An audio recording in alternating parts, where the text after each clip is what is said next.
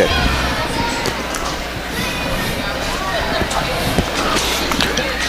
Good evening.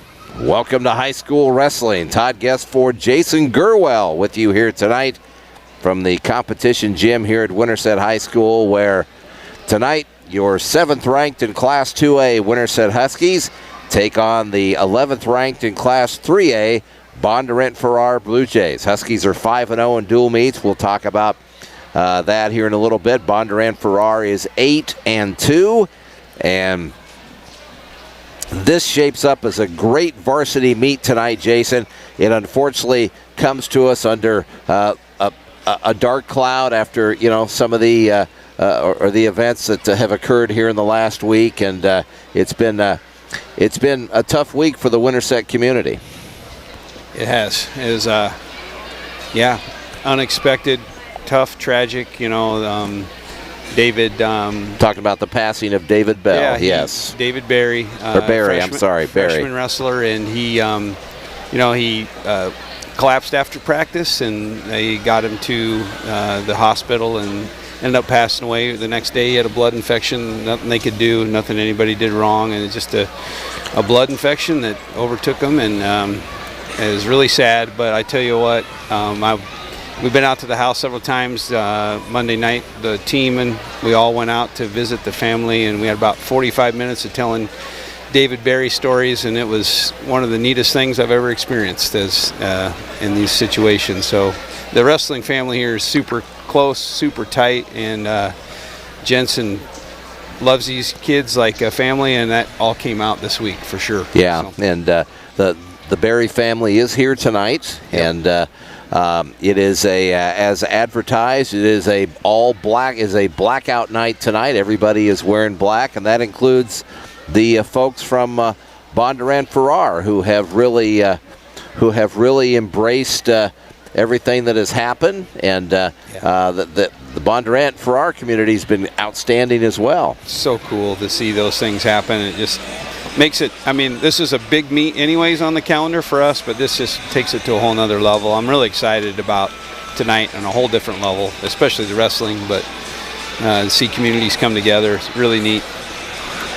Well, Jason, this is the first action for the Huskies since Christmas and New Year's, and Winterset had a great pre-Christmas run. They went 5-0 in their dual meets. They finished second in couple of tournaments, and they finished second to a couple of really good teams. We'll talk about that, but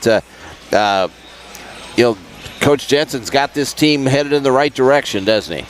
He does, yeah. I mean, they had a good group coming in, and the one thing that typically Winterset is known for is their conditioning and being ready to wrestle, and definitely that's been, if you could summarize what's happened the first part of the season, they always come out ready to wrestle. There's been very few big letdowns, you might say, this exceeding expectations so far.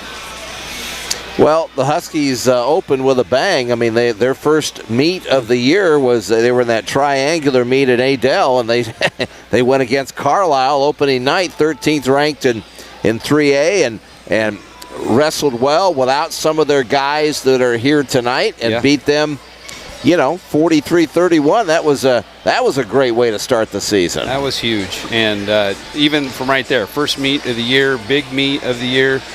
And man, they answered the bell, and that I feel like they just haven't let off the gas since then. Now, it's after break, and first time weighing in after break is always very difficult. A lot of guys are moving down a weight, especially with the new rules, and it'd be curious to see how people come out and wrestle tonight.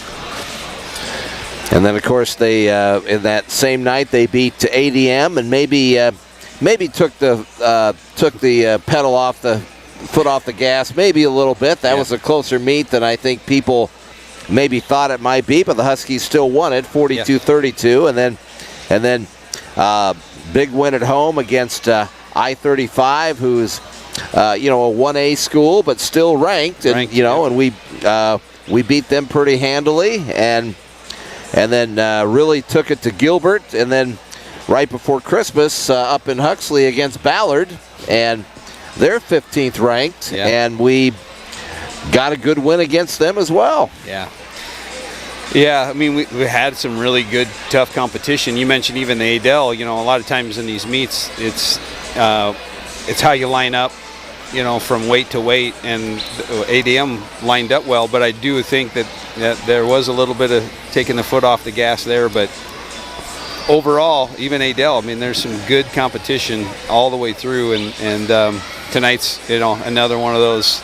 To me, this is probably the toughest dual meet, and probably the most important as far as the dual rankings are coming out, where we determine which seed you get for regionals. So super huge meet tonight. Yeah, it really is. I mean, you look at the Huskies, they're 7th ranked on iowawrestle.com. They're ranked 7th, and the committee looks at those rankings. They look at your record. They look at opponents. They look at opponents, you know, strength of schedule, that kind of thing, you know. So I don't know if they necessarily have an RPI system like they do in basketball and football, Jason, but all those things factor in, don't they? They do, I think.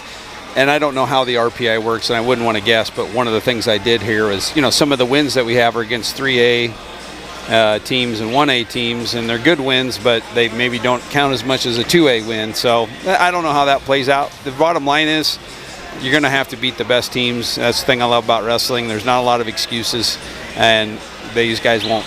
You know, you got to show up at the regionals and beat whoever's in front of you. And this team is capable, I think, I mean, of beating pretty much anybody. I can't think of a 2A team that would dominate us. So, but you know, Jason, to your point, if you beat a ranked 3A team, I don't see how that hurts you, you know? I'm sure it doesn't, but that's just, it was hard to, after we beat Carlisle, we actually dropped in the rankings, and it's like, I don't understand that. That was kind of crazy, I don't know. Who knows? I can't figure it out. So, and then, of course, you know, the Harlan tournament, the Dan Hill Invitational, we took 2nd behind Logan Magnolia, and if you've never heard of Logan Magnolia, you haven't been following high school wrestling for years. They are a perennial great 1A team, aren't they? They are. They have been for a long time. They got some the brothers over there that coach. Their name slips my mind. I know them well, but they've been doing it, I don't know, for at least the last couple decades. They've been at the top of the list almost every year. So 2nd place behind Logan Magnolia, nothing to be discouraged about that. And without Jaden Cooper there, I'd say too. That was right. Yep. We weren't at full strength for that tournament, and we would have definitely got first with him there. So, and then Roland Story, the Jim Kenyon Invitational. Again, Sergeant Bluff Luton, a team that's always pretty good in wrestling, and they're a 2A team that, you know, we got to pay attention to. We're going to bump into some of their kids if we get down to the well, but we finished 2nd behind them in that tournament. Sergeant Bluff Luton 2nd ranked in 2A, and what do you recall about that day? Yeah. I mean, that tournament keeps getting better. Every year there's more teams. They've added more teams, and the quality of the teams keeps getting better. There were a number of, I mean, besides us and Sergeant Bluff, there were a number of really good teams right in there. Atlantic, Hampton Dumont, I think, was there. Anamosa. They all have some really solid teams. There was a lot of good wrestling. For us to get 2nd, and it was a really pretty close for 1st and 2nd with Sergeant Bluff. It wasn't like they blew us out. It was right there. We win a few more matches, get a few more pins. We probably could have pulled it off. So, you know, that tournament is tough. It's a 16-team bracket, so to get 2nd there it's a statement for sure. I couldn't see that hurting us on the rankings again. Yeah, absolutely. Well, you know, we talk about what's ahead of this team. Obviously, you know, Ryan Jensen and his wrestlers are only thinking about tonight. But as broadcasters, Jason, we can look ahead a little bit. And, you know, like I said, top of the broadcast here, Winterset gets this one tonight. For people that don't know, for the regionals, 24 teams. We're in a regional. There's no question we're going to be in a regional. And it's been in the Ryan Jensen era. I don't think we've ever missed a regional, by the way. But I don't think so. Ryan in his 9th year as the Winterset head coach. But my point is, with these regionals, 24 teams, 8 sites, and as you know, if you host, the other 2 teams at that regional duel that evening have to wrestle each other, and then they wrestle you, and the winner of that goes to state. So hosting is huge. Big deal. You get the first round bye, which you get a rest, and the other guy's got to wrestle a hard 6 minutes. All the kids are good, so you're usually wrestling a tough match. So having the first round bye is a big deal. And we're right usually on that aren't any borderline. open weights on those nights, right? And we're right on the borderline of that. If we're 10, then we got to go somewhere. If we're 8, then we host. And so, again, emphasize how important this meet is tonight. And I think to make a statement win, doing not just barely winning, but if we could really have a good, solid win like we did against Carlisle, I think that has to bump us up in that top 8 where we're hosting. And that's a big difference, like you just said, to host. Now the Blue Jays come in. We haven't talked a lot about them yet. I mentioned they are 11th ranked in 3A. They're 8-2, and they've had some triangular, quad duels at Bondurant here. They beat Fort Dodge, who is usually pretty good, and North Polk, and they beat Ballard. That's really that and the ADM are really the only comparable teams that both teams have wrestled this year. So they beat them, and then they had another quad duel per se on the 19th of December on a Thursday night, and they beat Boone and ADM, but lost to Dallas Center Grimes. Dallas DCG 10th ranked in 3A, 49-21, and then on that Saturday, they were wrestling and they beat Des Moines Lincoln, Marion, and Clark pretty easily. And then since they've come back from Christmas, last Friday night they were up in Waverly against Waverly Shell Rock, 2nd ranked in 3A. The Go Hawks are always, as you know, really good in wrestling. And Bondurant lost that to 36-25. So they're a 3A team. We're not worried about where our seed compares to them, but you look at their strength of schedule and who they've wrestled, Jason, they come in here as a team that is, I would say, ready for this meet tonight. Yeah, and then like you said, on common opponents, they probably have outclassed us in those as far as the team scores. Again, it's all how it lines up on each weight. That's one thing about wrestling. It's a little different. You might line up better against one school against another, but without a doubt, we got to have our hands full. They're Bondurant, and I think some of this is they're close to Southeast Polk, and there's just a good wrestling community over that way, eastern part of Des Moines area, and every single Bondurant kid is going to be a good wrestler. You just know that. There's going to be nobody that they're going to put out on the mat that's going to be easy 6-point pin. So, well, we see lots of we battle for Barry black T-shirts around the crowd tonight. There's a lot of Winterset. The Winterset community kind of turning out here tonight, Jason. A lot of people in the stands already as the moment of silence and whatever. There was a word that Bondurant-Farrar might be making some type of presentation to the Winterset team tonight. We'll see if that happens. But the moment of silence coming up here before the JV matches. So I know a lot of people trying to get in the stands here, and let's turn it over to our public address announcer right now, David Robinson, and activities director Nick Mulder. Ladies and gentlemen, before we begin tonight's meet, we'd like to take a moment to honor the memory of one of our own, David Berry. As many of you know, David, a freshman on our wrestling team, passed away recently. Please listen while we read a special statement written about David Berry by assistant coach Keegan Jensen. I want to share with everyone how special David Berry was. He was more than just a wrestler. He was a centerpiece to our team. He was someone that everyone could look at and feel inspired by. You could never look at him and feel like he wasn't giving every single ounce of effort he had. Barry was the name given to him by everyone on the team.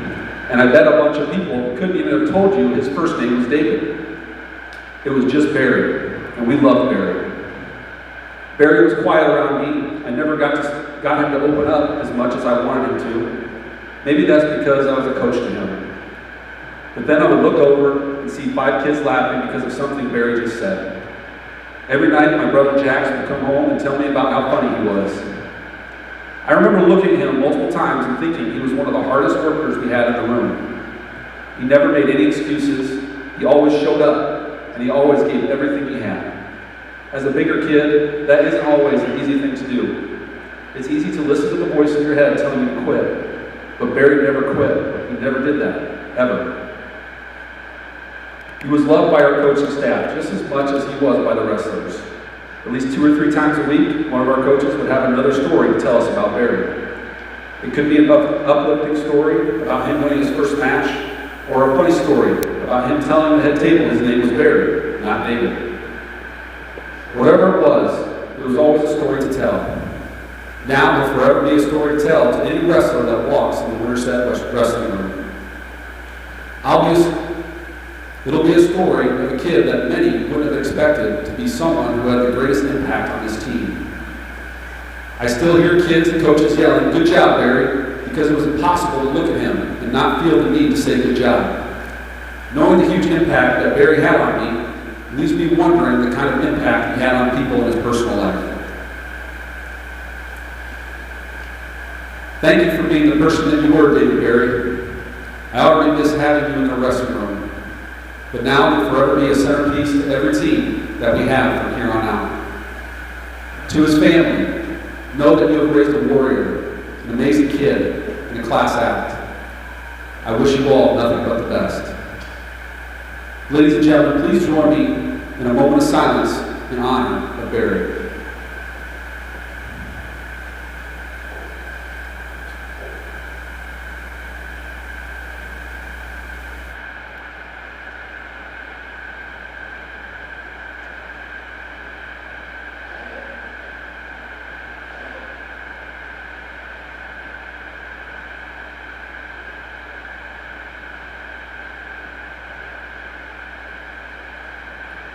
Thank you.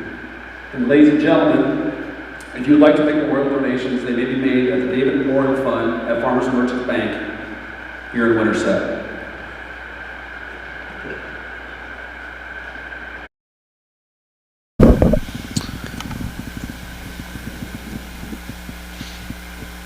Again, welcome to tonight's meet. Again, this year we are committed to maintaining the highest level of sportsmanship possible in all athletic events.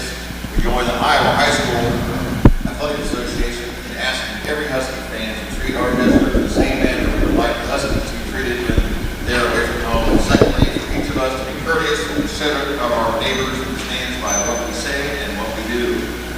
Tonight we only have one team here tonight. We will honor the youth wrestling clubs. Round 2 will be the varsity matches. Tonight's official, if you would all please stand. Together by Keegan Jensen. I think that was what he had out on Facebook, and we'll talk more about that here in just a moment, but we'll pause right now for our national anthem.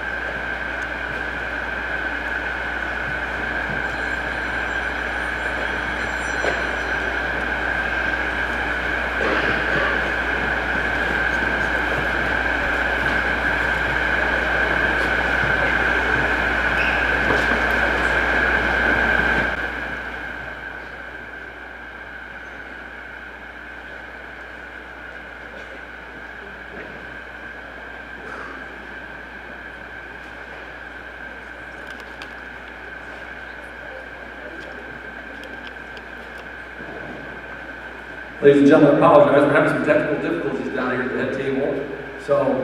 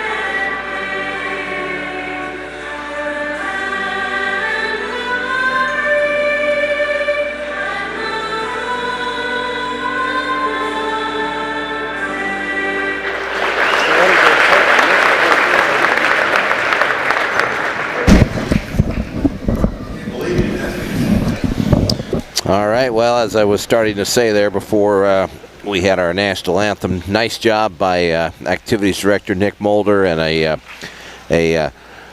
piece that Keegan had put together that I think is out there on Facebook, Jason, and well done by him, and good job by narration by Nick there. Yeah, that was a Keegan's.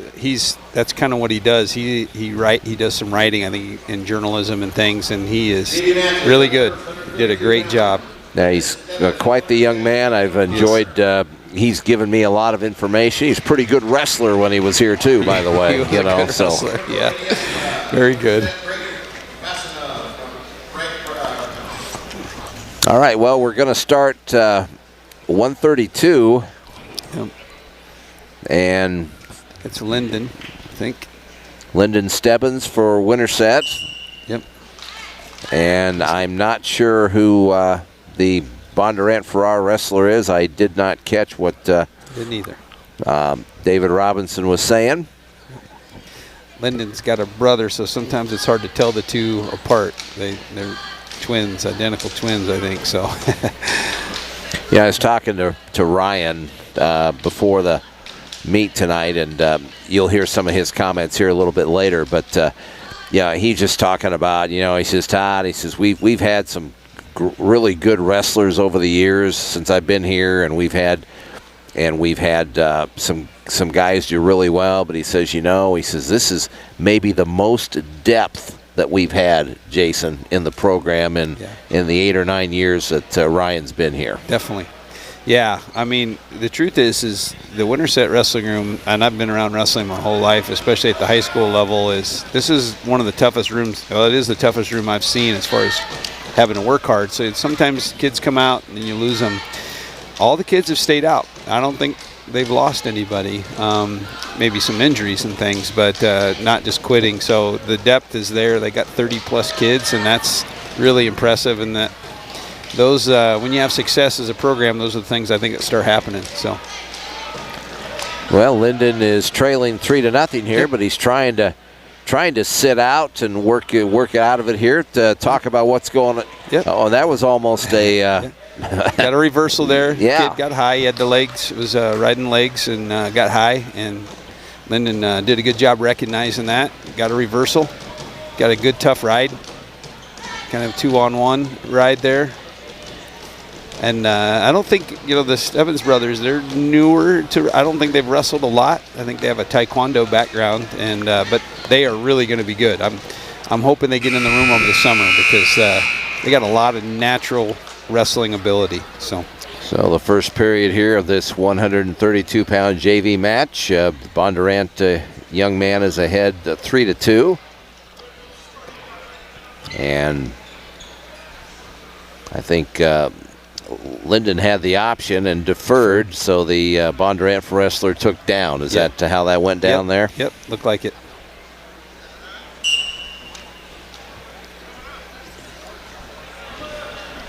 So you've seen several Winterset matches and tournaments and things, and we talked about the change of the points, Jason, Yes. a few weeks ago. But how is that as you see this season evolving? How is that 3-point takedown? How is that making things different?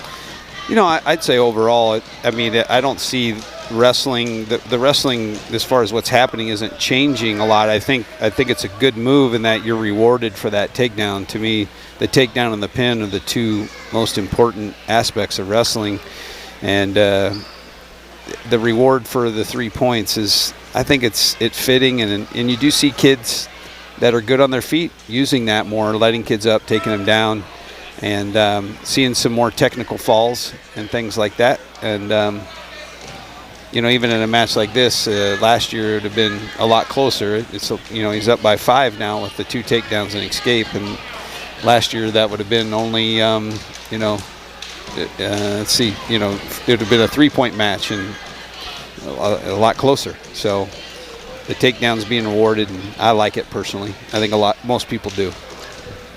Linden is trailing in this 132-pound match here. We're in period 2, and the Bondurant-Farrar wrestler has a 7-2 lead. I apologize, I don't know the young man's name. I missed it. I did too. We gotta, in these JV matches, Jason, we gotta try to have an ear to David Robinson, because this is the lineup that they gave you has multiple guys. You don't know who's doing what. So Linden's on bottom. He needs to get going, get his head off the mat, and get his hips out. Guy from Bondurant's riding pretty high. Good ride, tough ride, but he's got his weight up pretty high. So it's 7-2, Bondurant-Farrar, as we get ready for period number 3 here.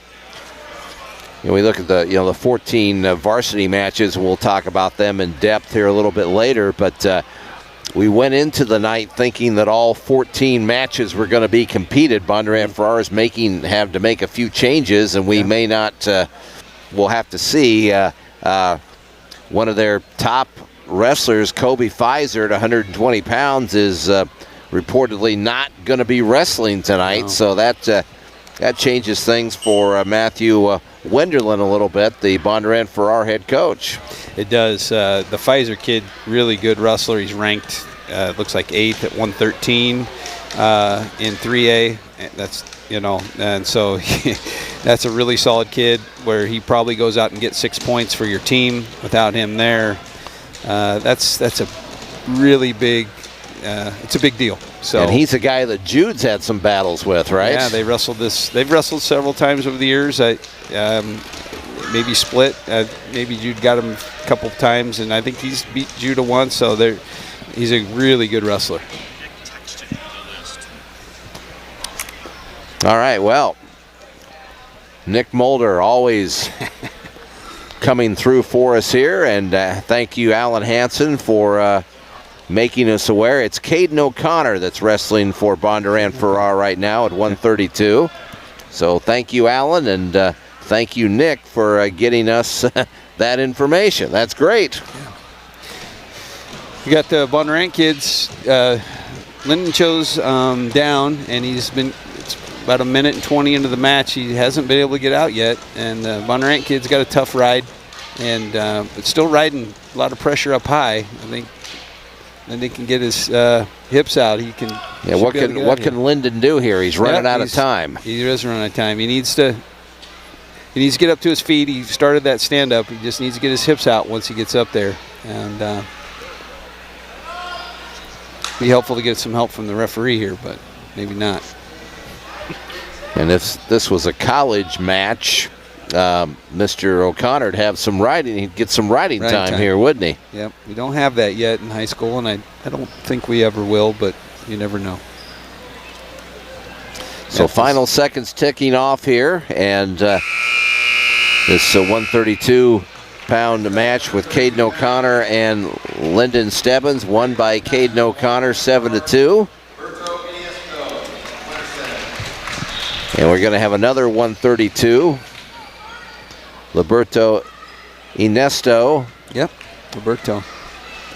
And I think he's going up against Braden Fastineau for Bondurant-Farrar. Okay.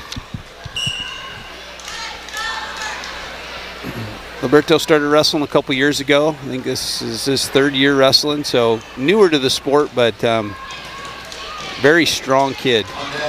Very strong. Hard to bring down.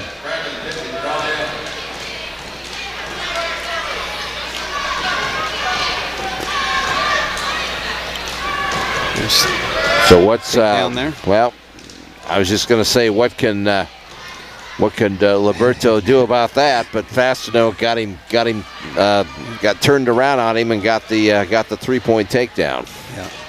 I think that's one thing you're going to see tonight. All the Bondurant kids are going to be, pretty solid technique-wise. They're going to have their basics down, and you're going to have to wrestle really hard against these guys. You're not going to be able to show up and just pin a kid here. So Liberto needs to get to his base, get some hand control, come up to his feet. He's got a good stand-up. He just needs to get after it here. Now we're under a minute here in the first period of this match. They listed at 142, but Nick told me sent us 132. It doesn't really matter, I guess, what weight they have it under, but 35 seconds to go. Chance to score here on the edge of the mat. He needs to recognize where he's at so he doesn't go out of bounds and lose the momentum that he's got right now. He's got to get an escape out of this for sure, right? Yep. And he does. Yep. He needs to lower his level. He's standing a little high, and needs to take the first shot if he can. Fastenal's kind of been more of the aggressor so far in this match. Brayton's he's changing levels, he's taking shots, and he's getting rewarded for it. Oh, he got the takedown before the buzzer, so no back points though. So a takedown there for Braden Fastenal for Bondurant-Farrar, and that puts him on top of Liberto Inesta, I think it is, 6-1. Yep. Well, this is going to be a fun night, Jason, because we're not going to have very many. I mean, we're going to have several JV matches tonight, but we're going to have a lot of really good, potentially varsity matches tonight. We are. I mean, I'm just looking at the records, and pretty much across the board, the records are such that almost every match is going to be, it'll be interesting to see what happens. I mean, I look at 165, Kane Kibbards and Jordan Ryle. Ryle's ranked 5th in 3A, and Kane's solid 12-2. That 165 could be a match tonight. You know, I think you're right. Yep, that's a big one. Jax Jensen, who was wrestling 57 for us, has dropped down to 50.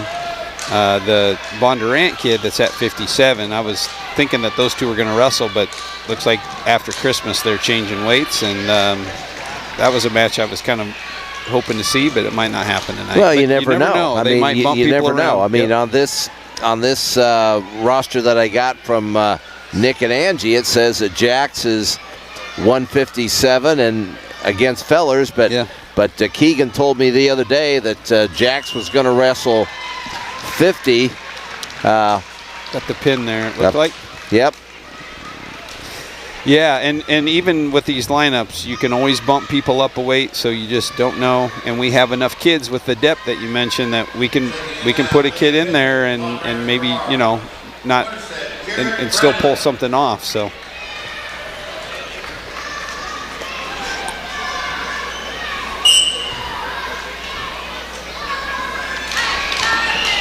So here we go. And who do we have here? Jarrett Bradley and okay, yep, Jarrett, yep, that's right. I didn't. And Liam Piggott tonight, I think. Yeah, don't know how to. Got another takedown. The Bondurant's aggressive. They're coming out. They're shooting.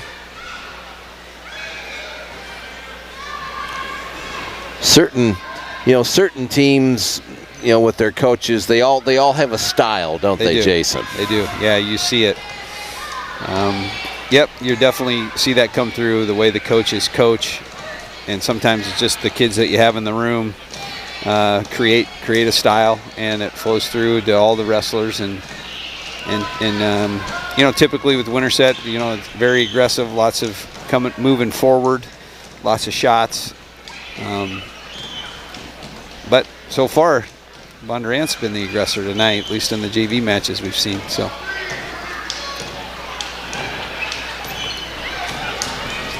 It's 3-1. Another nice outside single leg takedown. That's a really nice looking shot. This kid would probably be wrestling varsity at most schools just by watching him. So. Well, Liam Piggott was scheduled to wrestle at 190 tonight. Oh, that's right. And Brayton Gripple is wrestling instead. I don't know if Gipple won in the wrestle-offs in the room. You never know, right? One of the things I love about wrestling, too, is if there's no question about who's out in the mat, because they probably won the wrestle-off. So I love that about the sport. Sometimes in team sports, that can be questioned.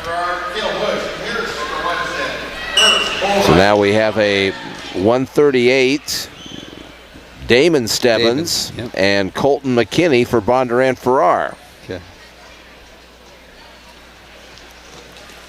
Tell me a little bit about Damon. Yeah, I mean, again, his brother Lyndon just wrestled here a little bit. I don't think they've wrestled, got a great, you know, grew up maybe around the sport as much. I think they got a taekwondo background from what I've heard from the coaches and stuff. They're quiet but extremely hard workers in the room, and I think they are very athletic. So I think, you know, if they can get on the mat, especially over the summer, they're gonna really be good wrestlers down the road. But young guys and learning in the learning process. But look, again, another takedown by a Bondurant wrestler coming out, being the aggressor, being the first shot. I think that's usually what you see in wrestling. The guy that's the aggressor is usually going to get the takedown, usually going to win the match. And Colton McKinney for Bondurant-Farrar has a 3-0 lead here. About 48 seconds to go in period number 1 of this JV match at 138 pounds. Yep.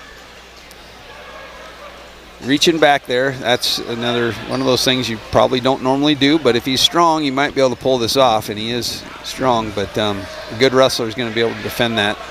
Normally you'd want to let go of that head, and that puts you in bad spot for a cradle, possibly, and right? This is why you don't want to do that, because you expose yourself. And so got some back points coming here. The back points have changed too. There's 4 points if you get a 5 count, 3 points if you get a 3 count, 2 points if you get the 2 count. So you get rewarded more for the back points than you have in the past. And that's the end of period number 1. At back points for Colton McKinney there. Yep. And he leads 7-0. Winterset has the option. Huskies defer. Damon Stebbins defers, and Colton McKinney says, I will start on the bottom here in period number 2. Yep. Boy, man, love the crowd tonight. Big crowd here tonight, Jason. It is, and you know, typically Winterset has pretty good following in the high school wrestling, especially on big meets. I think the people know wrestling here. They grew up in the Gary Christensen area. A lot of these are all disciples of Gary Christensen. Right, I see a bunch of them out here. So they know and appreciate wrestling in this community for sure. So and then when you have one of your community members hurting, I think it brings out even more than normal. So yeah, people out to show support for the David Berry family tonight, obviously, but people also recognize this is a big meet tonight with a couple of rated teams. Yeah, yep. And there's going to be some. I mean, even the JV matches here, these are good, solid, quality matches, but the varsity. It's going to be fun to watch. There's going to be some fun matches, I think, coming through here. So I don't think people will be disappointed. And I think the atmosphere will be pretty intense, too. Colton McKinney. Another takedown there.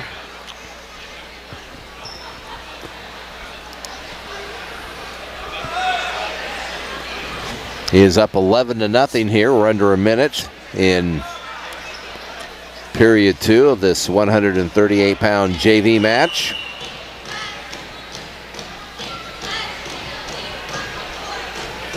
And now a headlock. Point to Damon Stebbins there, as Colton McKinney had,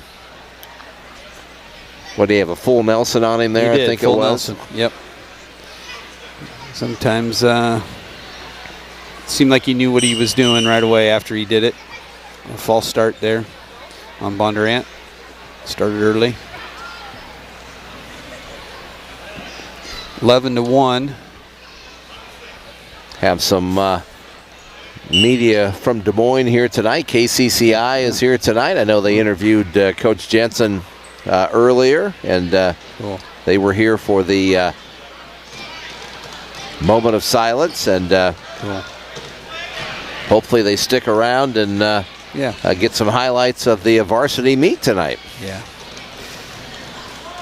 Colton's got it, the kid's riding high. He's got his hips down on the mat. He got the reversal, so that's a big deal. It's a big points. He needed those points before the end of the second period here, and he got them. And to keep it from being a near fall or a tech fall situation, yes. Yep. Tech fall, you get 5 team points. A major decision, which is by more than 8, you get 4 team points. A pin, you get 6 team points, and just a regular win is 3 team points. Well, Damon has the option here in period 3, and he wanted neutral, so they'll both be on their feet here as they start period number 3 with. The Winterset, there you go. The Winterset guys need to come out and start taking some shots. Seems like the Bondurant kids have taken almost all the shots so far, and they've been rewarded for it they've won every match. So yeah, they've been the aggressor, that's for sure. So, yeah. But Damon's pushing this guy. The kid's got his back to the edge of the mat, and he's taking 2 shots here, and he's put him in self-position to score. So they get on the edge of the mat and they get outside the circle, so they'll come back to the middle and they'll start both on their feet here with 1:30 to go.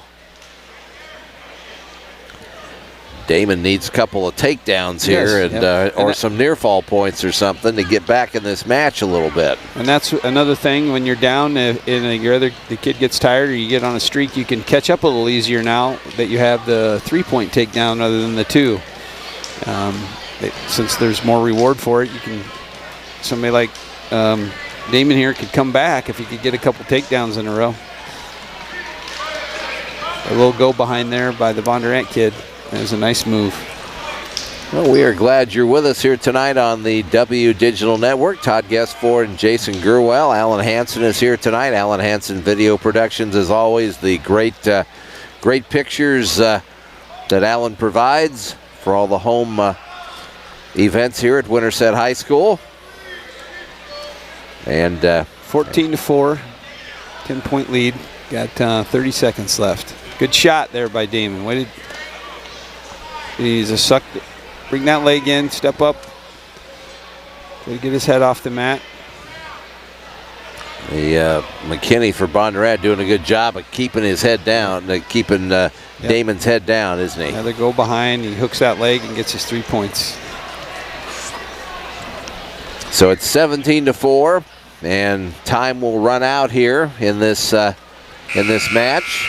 So Bondurant-Farrar with another victory here in the JV competition so far. Yep. Here's one I'm excited for to be back.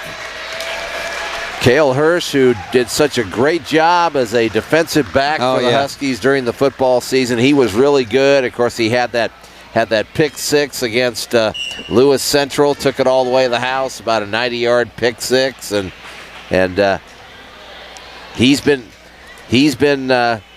banged up, but good to see him out there, Jason. Yeah, it is. He's a pretty good wrestler too. Again, back to the depth that you mentioned earlier. I mean, a kid like Cale, he'd probably be wrestling varsity in a lot of schools, and probably might be able to find a way to make the lineup for the end of the year, maybe. But he's a pretty good wrestler. He's going up against Caleb Burright for Bondurant-Farrar here. Okay. At 144. And Cale's off to a good start. He leads 3-0.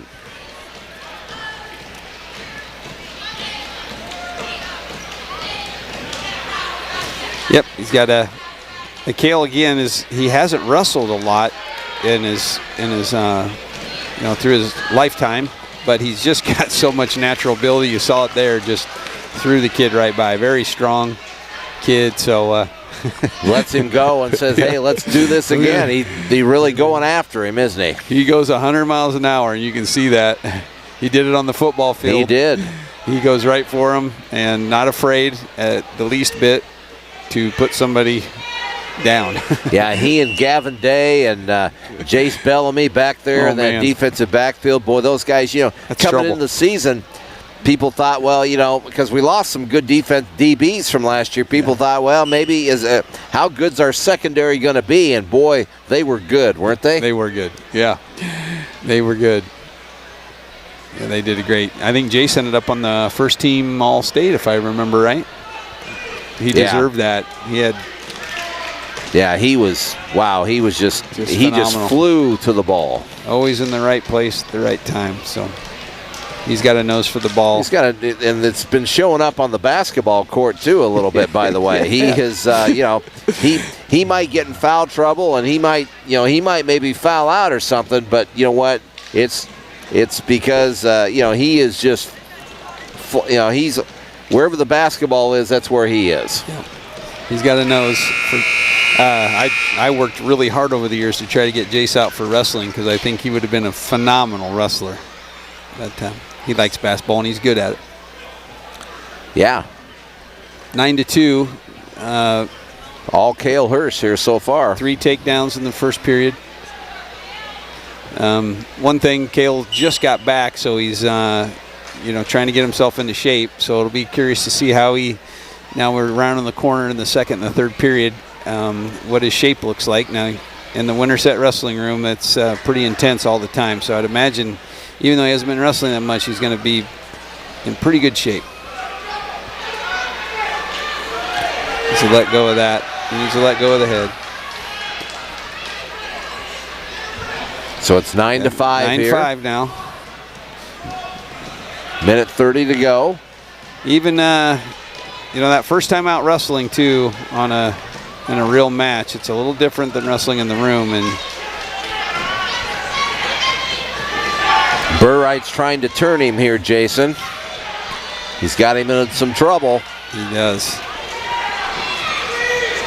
He's getting some near fall points here. Cale's got to try to get out of that. He's strong enough. Oh, yep, he got him. I think some of that was just conditioning there, first time out. The competitor that Cale Hirsch is, he's not a happy camper as he comes off the mat. And he was in control of that for almost a half that match. Yep, and some of that's just not, he's just back, and you learn some of those lessons the hard way. You really got to be efficient when you're with your energy. Winterset has Braden Tucker out there on the mat. I think that's... Or is that Cade Messer? Is that Cade Messer? Cade Okay, Messer. Cade Messer and Jaden Paliga for Bondurant.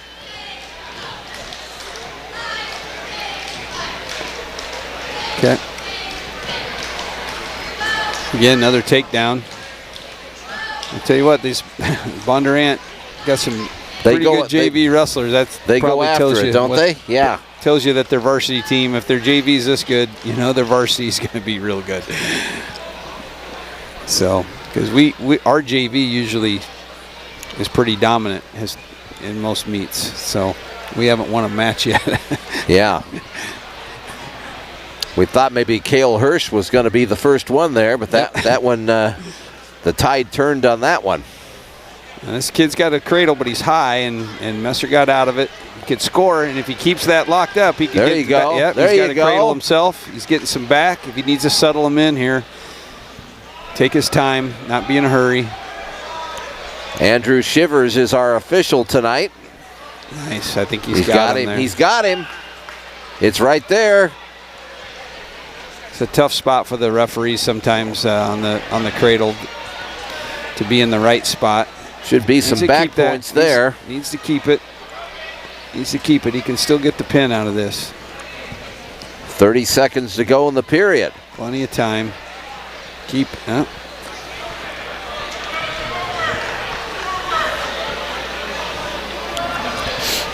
Yep. 4 back points for Cade Messer, so 5-3 now. 6-3. Yep. Reversal and 4 back point. 10 seconds to go in the period.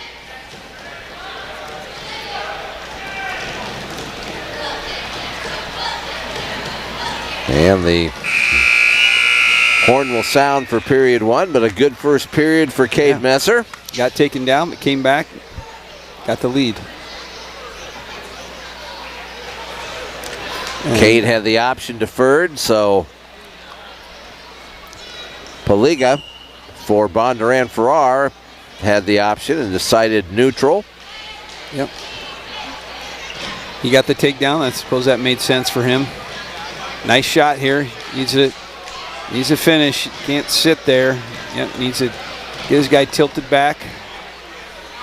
Actually, it's got a scissor going on there.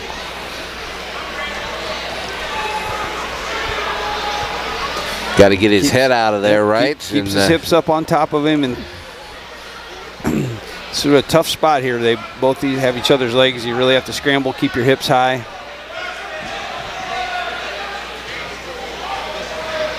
They might get a stalemate out of this, but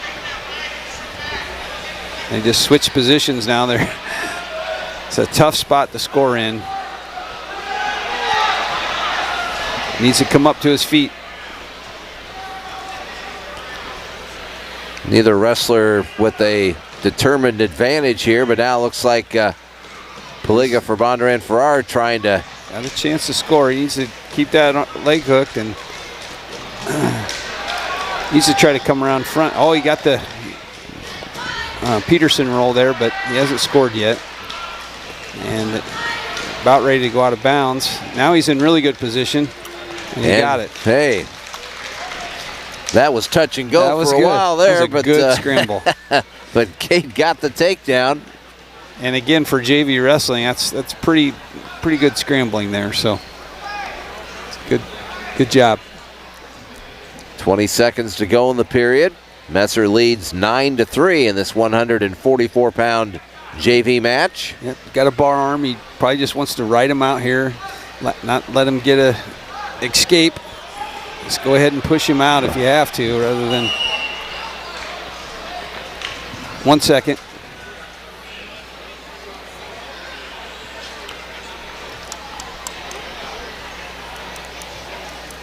And then Cade will have the choice here in period 3. And Winterset's Cade Messer has a 9-3 lead here. And I think Cade said, hey, I'll take the bottom here. Yeah. How do you feel about that when you have a lead like that? Is that a pretty good strategy, Jason? Yeah. Coach Jensen's philosophy, especially with the JV kids, is I want you to probably going to choose down because it's a spot where they need to learn how to get out. And so now sometimes it doesn't make sense, of course, but he really wants, that's one thing that can really hinder a kid is if they can't get out on bottom, and especially against your better wrestlers. It's super important. So, but it does typically make sense to choose the bottom position. And Cade just got a reversal. He did, and now he should get the pin here. That's pretty tight. Yeah, that was Well, that was nice that was well done. Really good. And it's hard to keep a guy down for two minutes. Typically a guy's going to get out, so it makes sense to choose bottom. He did the right thing and got the pin.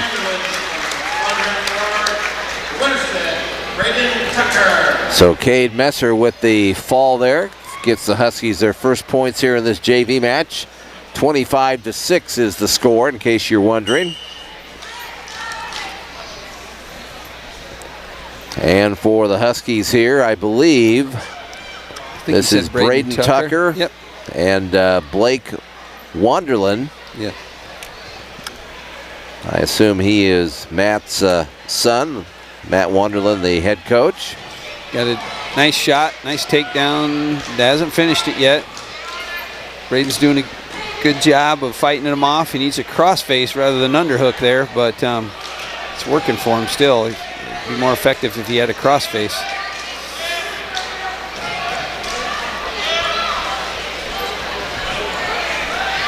Takes a lot of strength to stay right where he's at there. How's Braden get out of that? Yeah, had a crossface. It was just a good double leg takedown there, and he's getting the back points.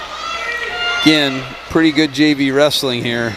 It looks like this kid would typically probably be wrestling varsity at most spots. So. Yeah.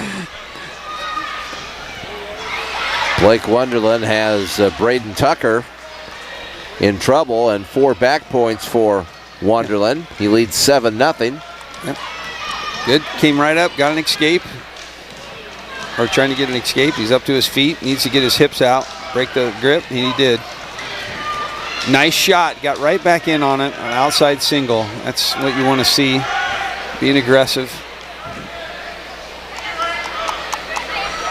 Needs to get his up off his knees.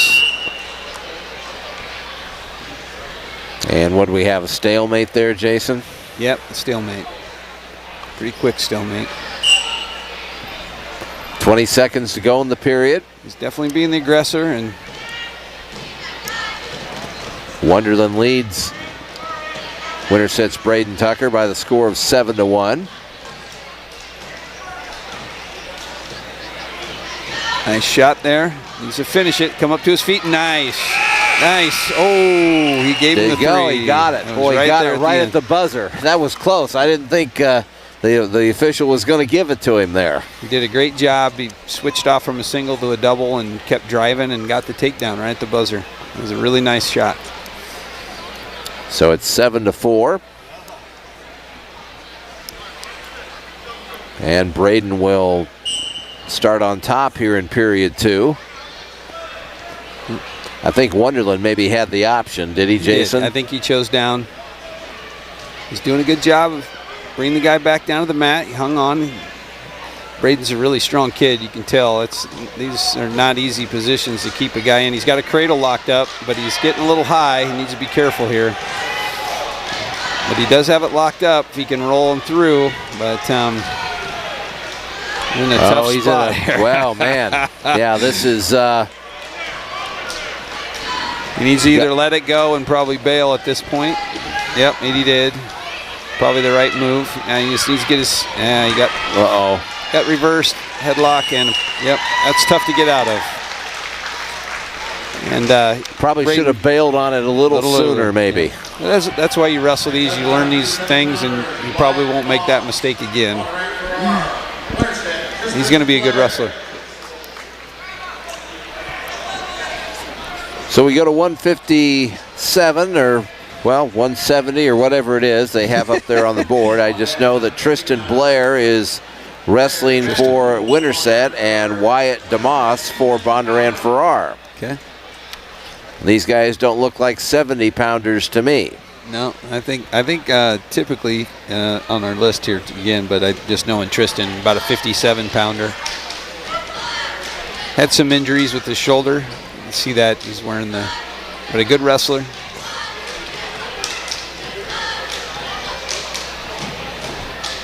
And you can see all these Bondurant kids, like the Winterset, all stay in good position. They know what they're doing. And something to check out when the varsity matches start. But Bondurant, boy, they come right at you, don't they? They do. Yep. And so we got similar styles. So it'll be really interesting to see how those things clash at the varsity level, because very similar wrestling styles so far, which is pretty typical of these two teams. Well, the crowd continues to grow here at the competition, Jim. Bondurant-Farrar has a nice crowd across the way, and the Winterset stands are just about full, Jason, and that includes the end zone stands here. Yeah. It's really good. Really So yeah, it's great to see all the Winterset people out here tonight. Of course, everyone here to honor David Berry and give love and support to the Berry family after David's tragic passing on January 2nd. And a little bit about that, and you and I talked about that a little bit off air yesterday, but you know, the Huskies have their annual invitational tournament coming up here on Saturday, and I know that Pastor Gurwell, I know the services for David are going to be at your church, and you're going to be officiating, so you're playing a big role in that, obviously, but they had to make a determination as to when the services were going to be, and Saturday was David, of course, from Lorimer, and and they settled on Saturday, and with that being said, the Winterset wrestling team is not going to wrestle here in their own invitational on Saturday. That'll be kind of a little strange, a little tough deal, but you got to be with the Berry family. So I think it's probably the right decision, of course, and you know, Ryan, again, they're a family, and I think it would have been really hard for them to not go to the funeral. David was not. He was kind of a mascot of the team, you might say. One of the neat things about, you know, the things that have been said, and we went out and visited the family the other night, the whole team, and even the upperclassmen, the way they loved David, and looked at, you know, and treated him like, you know, he wasn't treated like a freshman, you might say, and just treated as a friend and somebody they really, you know, loved, and that you just don't. It'd been hard to wrestle on Saturday. I think it was the right decision, and Coach Jensen really has a family environment here, and that's just what you do when you're family. So tough decision, but it's the right one. We're under a minute here in period 2 of this match between Winterset's Tristan Blair at 157 against Bondurant-Farrar's Wyatt DeMoss. Got a cradle locked up, pretty tight. It's a tough position to be in. Really tough to get out of. Try to break the grip, push on the leg. Near 30 fall seconds left. Yep, near fall points coming for sure. Sometimes it's tougher to pin a guy in a cradle, though, so you can ride it out a little longer. Having the guy on top of your chest, but got him. Tell you what, these Bondurant, they came out to wrestle tonight. This doesn't typically happen to our JV group, so. Well, that just means that we are in for some great varsity matches tonight. Yeah.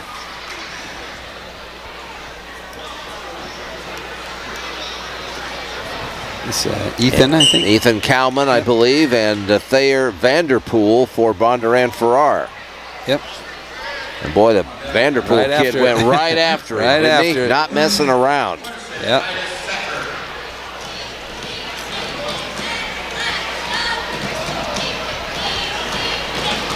And we have a bunch. How many we got left there? We got 17 JV matches before we get to the 14 varsity tonight. Wow.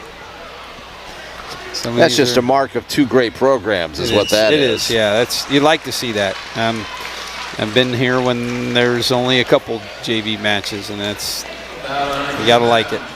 Well, Thayer Vanderpool for Bondurant-Farrar, very impressive with a fall in the first period there against Ethan Cowman. Yep.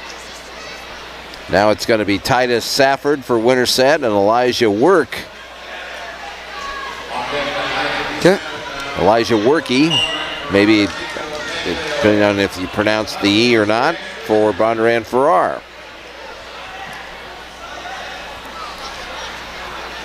Titus with a good shot there. You got to go behind the Bondurant wrestler, and 3 points.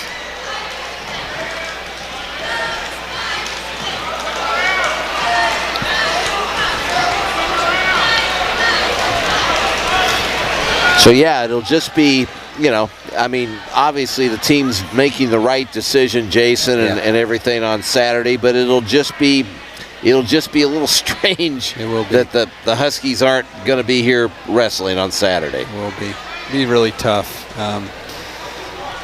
Yeah, it'll be a weird day in the history of Winterset wrestling. Being at your own tournament, the Gary Christensen Invitational, I think is what they call it. There's a lot of good wrestling.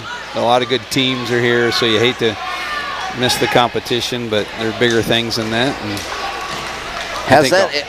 Jason, has that ever happened? Have we ever not? I mean, I was talking to Keegan about that the other day, and he kind of indicated, he didn't give me any factual stuff on that, but he kind of indicated that was maybe not the first time that had happened. I don't know. I don't either. I'm fairly new to the Winterset community, so I don't know, but I didn't really press him for details on that or anything, but I was just wondering if we've had some maybe a weather cancellation over the years, but even though I can't think of any time that Gary Christensen's ever been that canceled, and I've been here for 25 years or so. I'm sure there's been a weather cancellation along the way from time to time. I mean, we didn't go to I can't remember the meet that we were supposed to go to in December. That December 13th was canceled. Can't remember off the top of my head what that. The Decatur. Yeah, that Central Decatur. That's where it was. Yes. Yeah, that's pretty typical to miss a meet during the wrestling season. You hate to miss the Saturday ones because you get a lot of good competition in, but.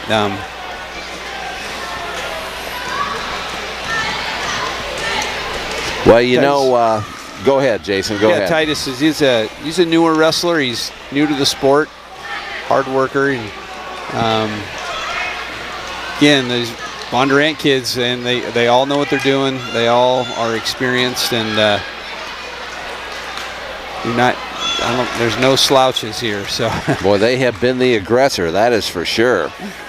And right now, Elijah Workey leads Titus Safford of Winterset 11-3, minute 17 to go in period number 2 in this 150-pound JV match. Another takedown. 15-3. Can let him up.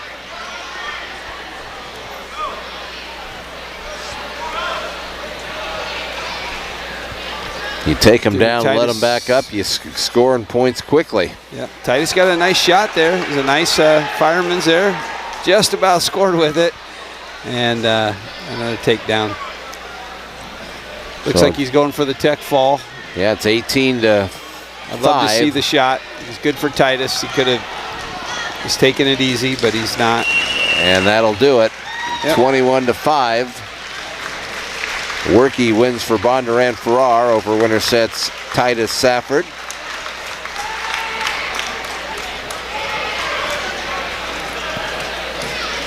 Yep. Second 157 pounds for Bondurant-Farrar, Nico Amaro. For Winterset. The freshman boys here, grew up with David, and a lot of these kids wrestling, especially in JV, are freshmen really close to David, so it's got to be tough. And the fact that a lot of that happened in the room, and it's been a tough week for them. But David was a very, very funny kid. He was the biggest kid we had on the team. So one of the things that came out, each kid wrote something special about David in a book. They gave it to the parents. It was just gold for them. But every single kid said that David was probably the hardest worker in the room. Considering how big he was, that's just saying something. It's been really that's saying a lot, because you got some kids that really go 100 miles an hour in that room. Yeah, and it's true. I mean, he never, as big as he was, for him to run a sprint, it's probably twice as hard as some of your 100-pounders, and he was one of the stories was one of the wrestlers grabbed one of the other kids that maybe wasn't working as hard and said, "Now that's how you sprint," and pointed at David. So pretty cool. All right, well, Cash Hetherington here at 157, I believe, against Nico Aglio for Bondurant-Farrar. Yep. Aglio leads 3-1. We're under a minute here in the opening period of this 157-pound match. We've got, after this, we've got 6 more JV matches to go. Then we will start the varsity meet here.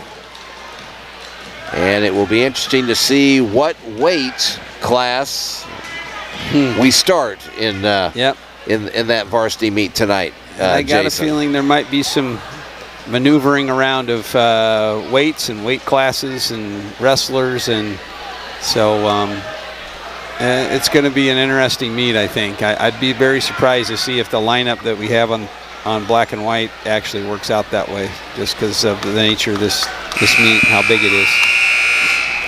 Well, Nico Aglii for Bondurant-Farrar had Hetherington in big trouble there. Looked like Cash was going to get pinned, but the Bondurant-Farrar, and the Bondurant-Farrar wrestler got some near points out of it, so it's 10-1.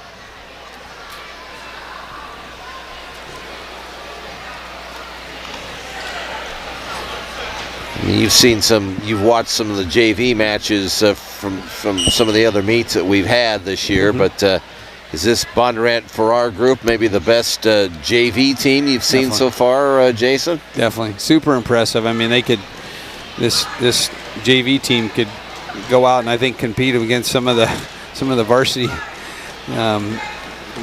high schools in the state. They got some good kids, and I said that earlier that one of the things, obviously Southeast Polk has a great great program. They just got a machine over there. It's on the next level. But usually there's a little residual in that those communities are wrestling and then mixing it up and going to little kids stuff together. So I think you've seen Bondurant really come up underneath that as well. Their level of wrestling has improved the last 10 years tremendously from what they were 10 years before that. So it speaks to the work of Matthew Wonderland and his staff, Chris Corey and Corey Dyke. Huskies, of course, Ryan Jensen and his assistant coach is son Keegan, Jack West, Cruz Kibberts, Cade Forsythe, and there's also been a sighting of a Jason Gurwell in the wrestling room from time to time. So, it's a good, fun to be in there, and I think especially at this week, just able to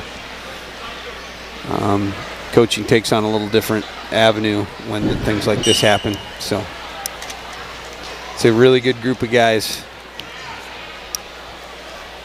Super impressed with Coach Jensen, how he handled things and how he interacted, reached out to the family. Those are difficult things to step into sometimes, and he stepped right into it. Yeah, he's handled it with the class that you would expect Ryan Jensen to handle it with, and the grace, and the whole Winterset community has just embraced the Berry family, haven't they? Yeah. Great family. Okay, well, he started off, I think it was 10-1, and now he's kept it pretty close here. So, and the option is for Bondurant-Farrar here, and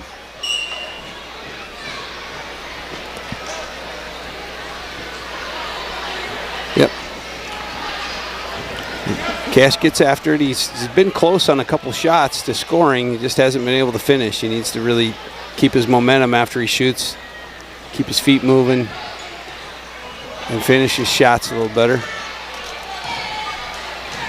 And again, Cash is a good wrestler. I mean, again, most of the time he's winning most of his JV matches, and so competes pretty well in the wrestling room, right? Yep.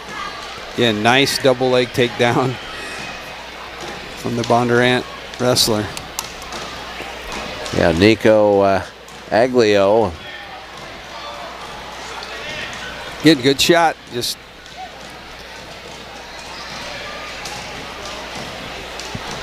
there's another nice shot. Cash is working. He's trying. You like to see that, even though he's down. He's not giving up. Staying offensive. And you can bet that that's getting the attention of his head coach standing over there watching, Ryan Jensen, you know. That's what you want to see. Take down. 19-4, that's a tech fall. So a tech fall for Nico Aglio for Bondurant-Farrar.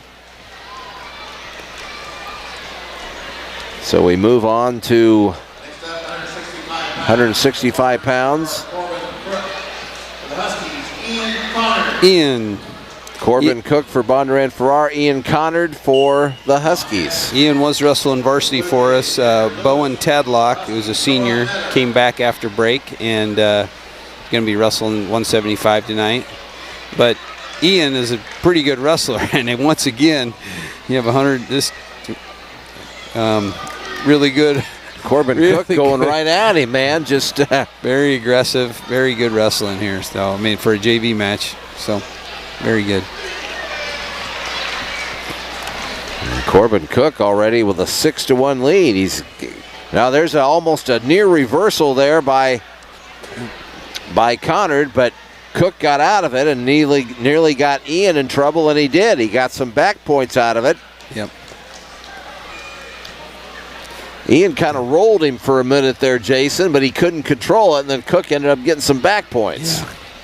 Yeah, Ian's he's a very athletic, very strong kid, so he's when he's down, he's pretty dangerous because you get out of position, he'll put you on your back. And this match is quickly 14-2. Holy smokes! And they are really wrestling hard here. Corbin Cook out there trying to get a tech fall here for Bondurant-Farrar. It's a good shot. Nice shot. He's going to get the takedown probably. He's got to switch off double. Got to get his arm through there. Ian trying to get out of a tech fall situation here.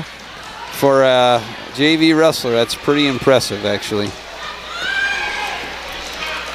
Really good wrestling there. Well, this Corbin Cook, man, wow, he was pretty good varsity, pretty good JV match. Pretty impressive there. I think there's probably a lot of schools wouldn't mind having his services at the varsity level. No doubt. Noah here was David's wrestling partner, and so been tough on Noah. Noah's a great kid, freshman, and Max Landers. Yep. Is that Matt? Or is this Noah Meter? I think it's Noah. I think okay, this is Noah Meter. I'm sorry, can't read the text here. Noah Meter. Yep. 2:15 for Winterset against Jenner Lewis for Bondurant-Farrar. This was one of David's wrestling partners. They were wrestling buddies, you know, and tough week for Noah. Noah done a great job though, just working through it. Had a lot of nice things to say.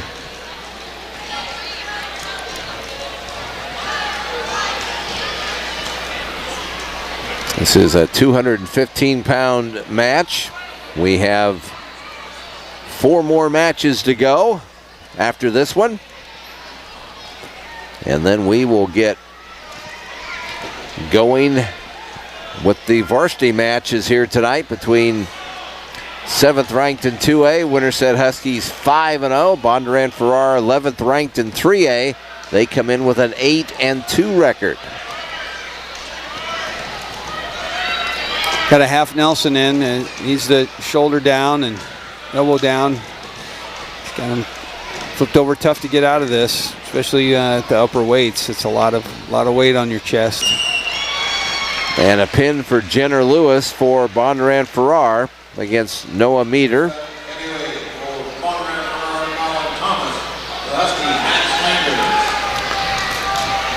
And you just admire Noah's courage just to be out there and wrestling after the week he's had. Yep, all these kids. It's tough week. Now we have Max Landers at heavyweight for Winterset against Colin Thomas for Bondurant-Farrar. Yep. Max is I think a promising offensive lineman candidate next year on the football team. He is a good kid, hard worker. I coached him in the little kids football. Really good kid. I think he could be, a good wrestler too. He's strong and he's pretty athletic for. And he wrestled at the varsity level a little bit when Coop was out. Yep, and did a good job.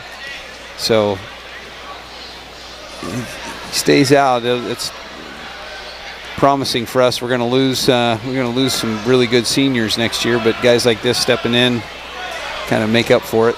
It's good to see somebody like Max waiting in the wings.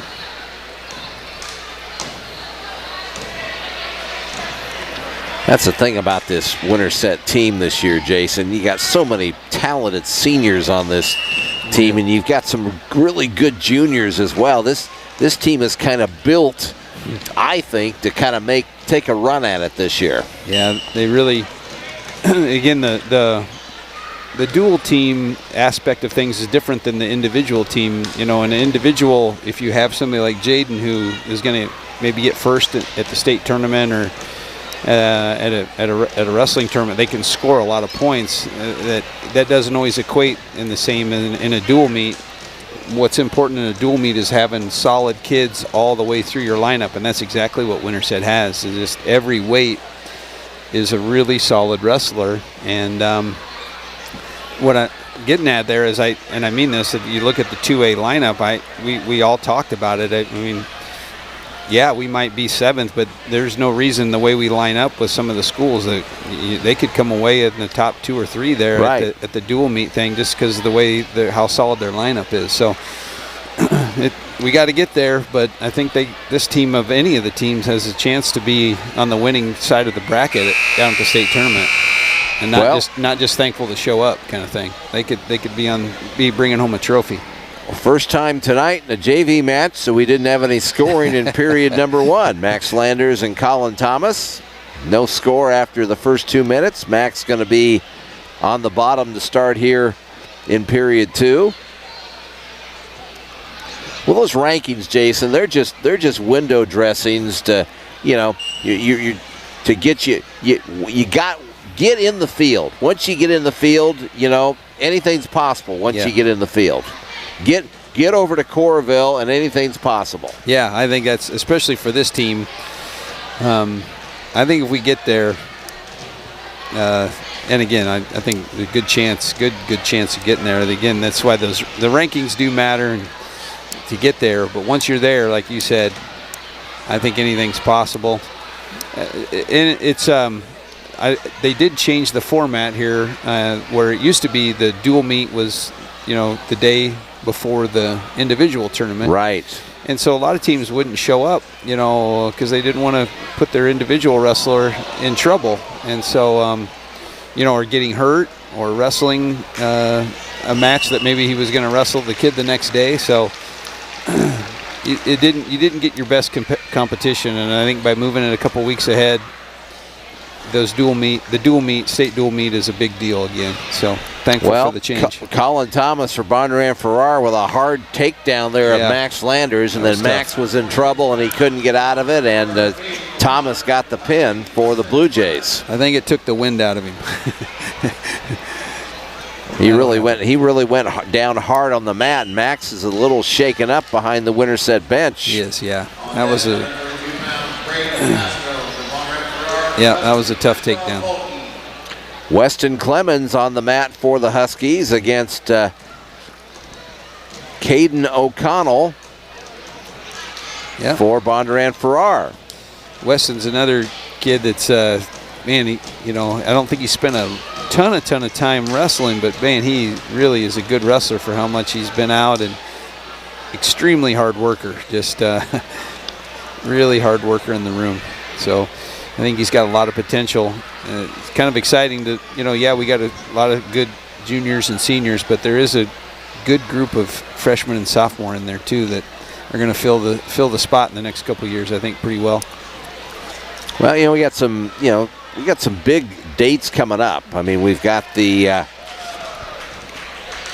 we're going to make the regional duels. Those are going to be on Tuesday, February 4th. The question is, will we host? Mm-hmm. That is the big thing. But Winterset will be in the regional duels on February 4th, and then, of course, prior to that, the Saturday before that is the conference tournament at ADM, and that's that should be a competitive deal there. Well, and that's one thing we didn't even talk about tonight. The conference championship is also on the line. I mean, right. If we win this duel, we beat Carlisle, we beat Bondurant. We are in the driver's seat to win the conference. Beat Ballard, so we haven't won the conference for a while. That's a huge accomplishment when you look at the teams, the wrestling teams on that in our conference. That's a huge accomplishment. But yeah, the Raccoon River again, just you got a lot of really good wrestling going on.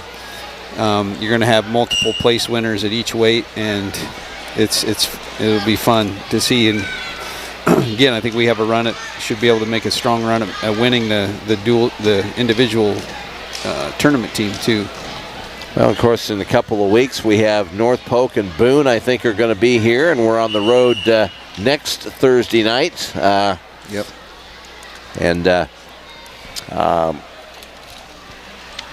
trying to remember exactly where we will be next Thursday night, but I think it was at Boone, but maybe was it at Boone? I know we have a triangular meet coming up on the 23rd. North Polk, I think, is here, and but we've got a few more conference teams to wrestle here. But like you say, you knock off Bondurant-Farrar tonight, you are in the driver's seat. You're in the driver's seat. Yeah. Yep. So it's big for lots of different reasons. And I don't remember the last time we won the conference. I was just going to ask you that. I know the last time we went to the team duels state was in the 21-22 season. We haven't been there the last 2 years. Yeah.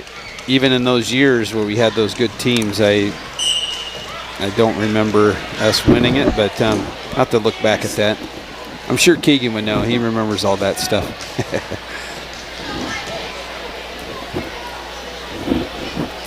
This is a good match here. Weston's wrestling tough. And this, again, the Bondurant kid, very, very good wrestler. He's got a running a butcher here. He's a really, he lost it and got an escape. He's to keep his head up. The wrestling's still going on. He's walking around like the whistle blew. This is Caden O'Connor's second match here at the JV. He wrestled the first match of the night against Lyndon Stebbins. So they're just trying to fill spots and give as many kids an opportunity to wrestle here tonight as possible. So, and right now, Weston Clemens of Winterset leads Caden O'Connor in this 126 JV match, 3-1. About 45 seconds to go here in period number 2. Nice move there. Weston got flipped, but he got out of it. Didn't think he was going to make it out of that, but he, really strong kid, athletic, and pulled it off.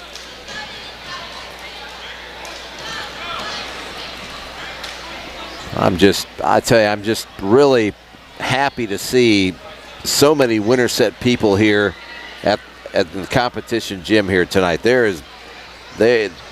I'm not sure. I can't see end to end here on our side, but it doesn't look like very many open seats here, Jason. No, I agree. And some of the Winterset crowd is across the way as well.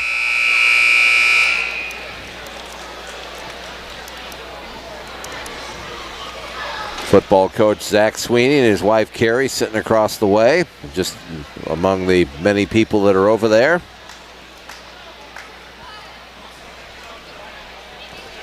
Weston's up 6-1. He shows down. He's got good movement off. He needs to switch off to a double leg here. Finish his reversal. Get up off his. No, lost it. get his head up off the mat, get back to a base.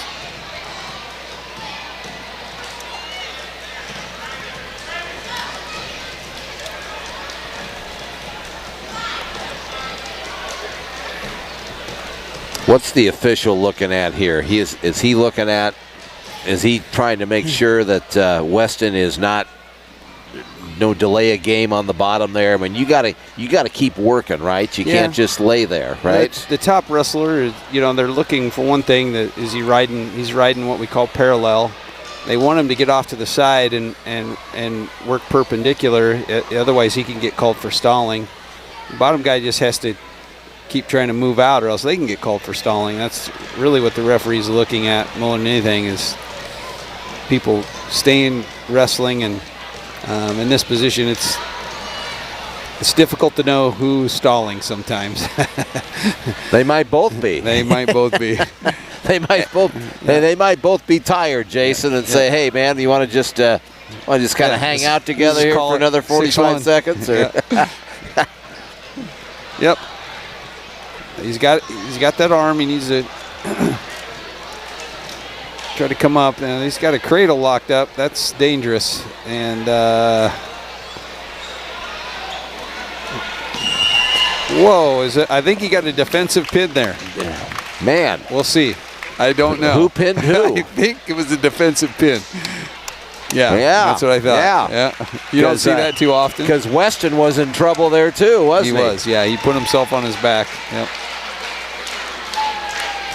So Weston Clemens gets a pin for the Huskies at 126 in the JV matches. And now 132 for Winterset. It'll be Maxwell Falke and Braden Fasteneau, who wrestled earlier for Bondurant-Farrar at 132.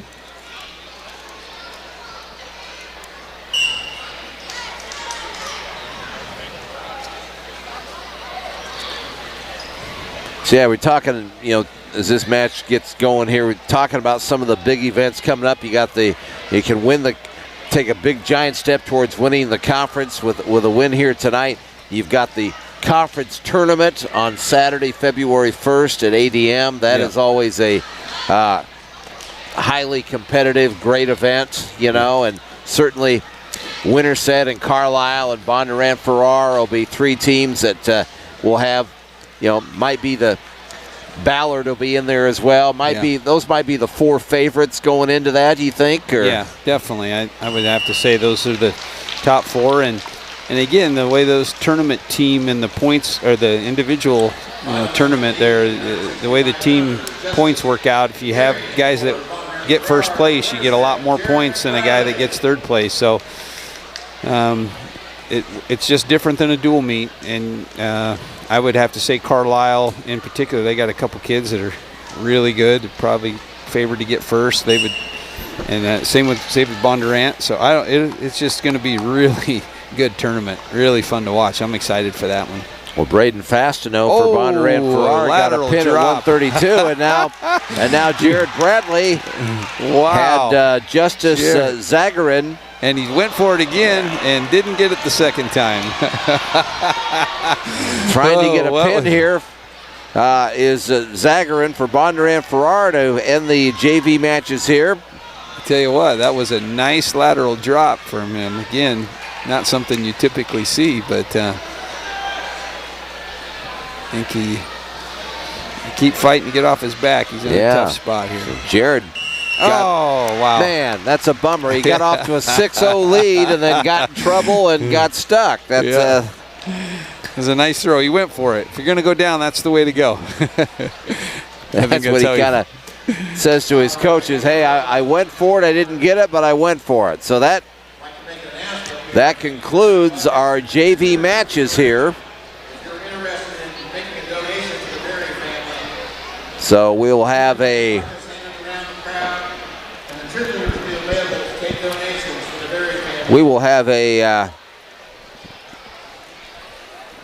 little bit of a intermission here, and that will give me a chance to, I wanted to. I did have a chance to talk with Coach Jensen a little bit earlier about the matches tonight, and let me make sure I've got everything ready to go here. And we'll mute our mics here real quick, and we'll hear from Coach Jensen. Ryan, 11th ranked in 3A, Bondurant-Farrar is here tonight. They've had a good season. They're 8-2. You're 5-0 in dual meets. This shapes up as a pretty good one tonight. Yeah, it does. They're a tough team. They always bring a lot of fire, and it's always a battle, and we always look forward to it. So it's a pleasure having them here. As you look down the 14 different weights tonight, what do you see as some of the key matches tonight? 6 is going to be a good one. 38, 44, just kind of up and down the board. I mean, they got some tough kids. We got some tough kids. I'm not real sure. 120 possibly, depending on who they send out, and I haven't seen the weigh-in sheet, so it's kind of up in the air right now. We don't even know if we're going to get to see those matches, but those are kind of on paper the ones that I was looking at. So, Coach, your team's getting healthier by the minute. You got Coop back before Christmas. You've got some other kids back. Bowen's back tonight. Just talk about how your roster's getting better all the time. Yeah, like you said, it's kids working in. This is the first time as a coach I've ever had this depth and be able to kind of move some kids around. If we see a better matchup, we might have a kid bump in and somebody else slide in, and to have that opportunity is huge for a dual team. And like I said, it's been a long time coming since I've been waiting for that, and numbers are great, can't lie. Ryan, a lot on the line tonight. This would be a big win, maybe a big step forward, and perhaps maybe hosting a regional duel on February 4th. So it's really big tonight. Yeah, it is. I can tell you, I can think of maybe once or twice. I guarantee you can count on one hand how many times. I guess I shouldn't say that. It's been a few that we've won the conference duel championship, but this is a major step towards that. And if we get through this and just keep rolling the way we have been, we got a great shot of doing that. So. And you talk about just keeping it rolling. What's the biggest thing you're looking for from your team tonight? Compete. Just compete. Do what you've been doing all year. Don't change a thing. And 14 wrestlers out there and just battling for every point, being stingy whether you're giving it or taking it. All right, Coach, thanks for the time. Good luck tonight. Thank you very much. And that Ryan Jensen a little earlier tonight, visiting with him, talking about and Jason, he was talking about, he can't remember the last time that Winterset has won the conference title, okay? I'm not talking about the tournament, as you know. We're talking about the conference dual meet title. Yeah. He couldn't remember the last time that it happened. So, wow. So, don't want to overemphasize here, but man, this is kind of a big deal. This is kind of big meet tonight. Really big deal. I thought about that coming in, but we didn't even mention it. And then now that I'm processing, it's probably been since the Randy McDonald days that we won the outright conference dual meet title. So, and I was talking about the maybe hosting a regional duel, which is this could be but first things first, win the conference, and you do all that, you're going to have a great chance to host a duel, regional duel meet, maybe. You're right. It'd be hard to believe that if you won the Raccoon River Conference that you're not hosting a duel meet. Could happen that way, I suppose, but there's some good wrestling teams over there and on that wall, and you'd have to imagine the winner would be ranked pretty high in the state level because that's a tough conference. Well, the Bondurant-Farrar varsity wrestlers are out loosening up here a little bit. We're waiting for the arrival of the Winterset wrestlers. We had a lot of the youth wrestling kids recognized out in front of the Winterset crowd here just a moment ago. Great to see all those youngsters over there.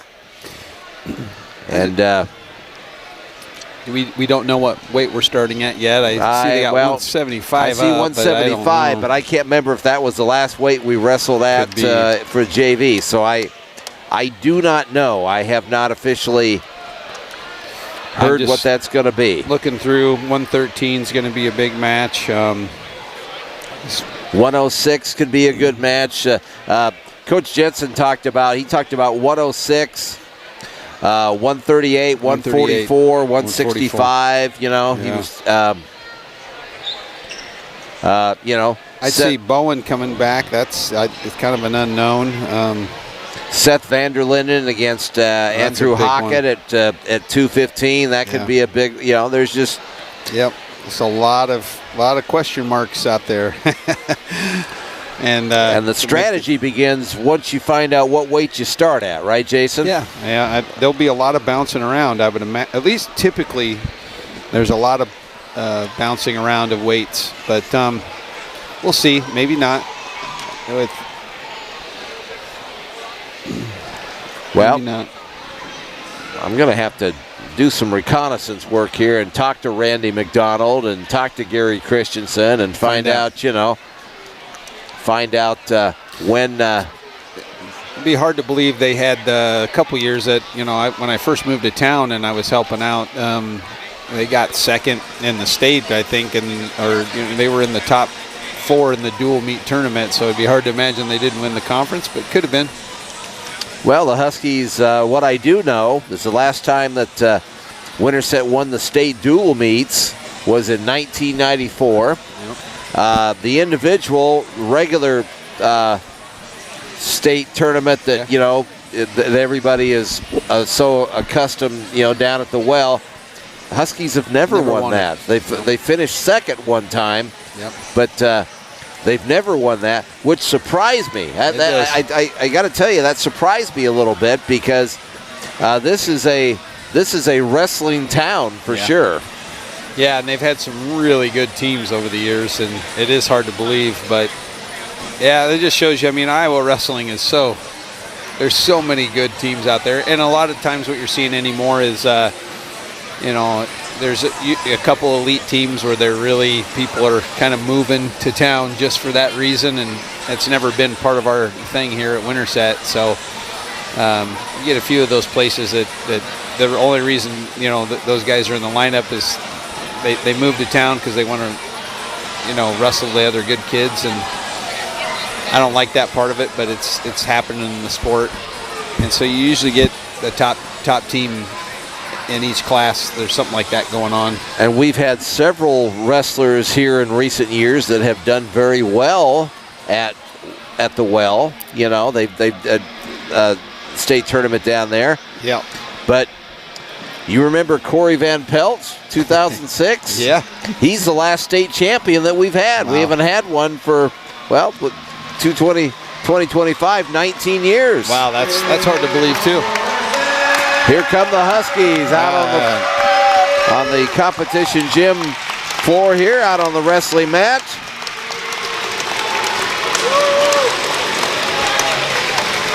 Big Winterset crowd tonight.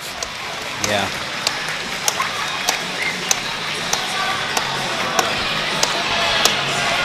So we await the announcement from David Robinson, public address announcer, I guess, as to what weight class we will start tonight. Yeah, it's kind of a big thing. It could make, and not that it ultimately might not make a difference, but there's two things: what weight you're starting at, and then who gets the selection. When the coin toss, you get to choose odd or even, and if you're odd, then on the odd matches, you have to put your wrestler out first. And so the coaches, that can be a big thing. I want to see who they're putting out, or And it's odd as in relative to the first match is 1, second match is 2, and so on and so forth. So there's right? a back and forth there, and each team has to put their guy on the mat first, and then you can make your adjustment. So there's a lot of strategy right now going on behind the scenes. And do you do that with the starting lineups, or you do that at the last second when you report for that match? I mean, when does that have to be done exactly? Yeah, when you go to report, you see who reports, and then you typically would hold on if you're the second team there. You hold on to your guy, see who they put in, and then you send your guy over. It'll be Klein Kibberts and Evan Fellers at 106 tonight. Spencer Dare, freshman, will wrestle for Bondurant-Farrar, and it'll be Cade Harlan, a freshman for Winterset, at 113. And that's one where they could move guys around too.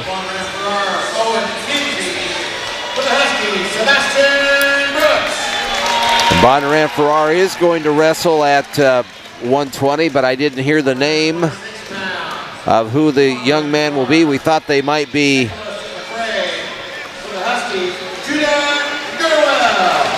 and Jude Gurwell will wrestle at 126 against Nicholas McCrae for Bondurant-Farrar. Jaron Gilgee for Bondurant-Farrar at 132. Jace Jensen for Winterset at 132. Colton Carpenter for the Blue Jays, and against Niall Binge at 138. That should be a great match too. Good a couple one. Kids with about the same record. Yep. Here's another good one tonight, should be Landon Corey for Bondurant-Farrar, Gavin Day for Winterset at 144. Big one. For the Blue Jays, Blake Briley. For the Huskies, Jack Jensen. At 150, Blake Briley for Bondurant-Farrar, Jax Jensen for Winterset. Cut down to 150, was at 157 before. Second ranked at 157 for Bondurant-Farrar, Nolan Fellers, and he'll be wrestling against Jackson Behringer, a sophomore for Winterset, at 157.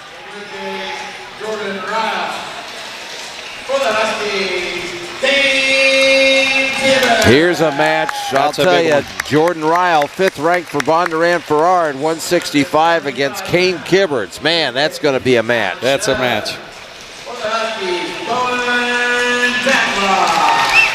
Talon Dove, with a 6-2 record at 175 against Bowen Tadlock, making his varsity debut here tonight at 175. At 190, it'll be Brayton Gipple for Bondurant-Farrar against Sam McDonald for Winterset. Andrew Hockett for Bondurant-Farrar at 215 against Seth Vanderlinden at 215. That should be a great match too.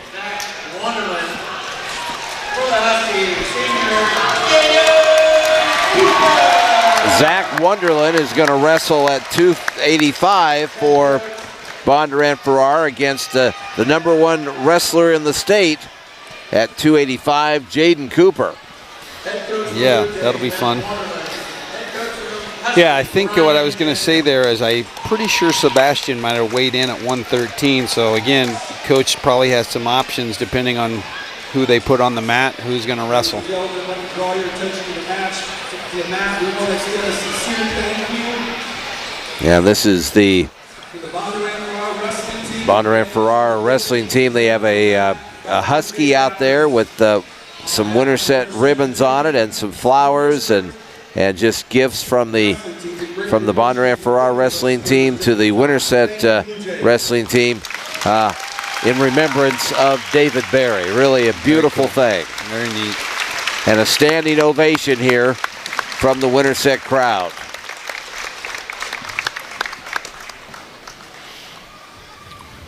Winterset has won the toss, the coin flip. So that's just outstanding what the Bondurant-Farrar community has Really done. cool. Yeah, really nice. We'll start at 175.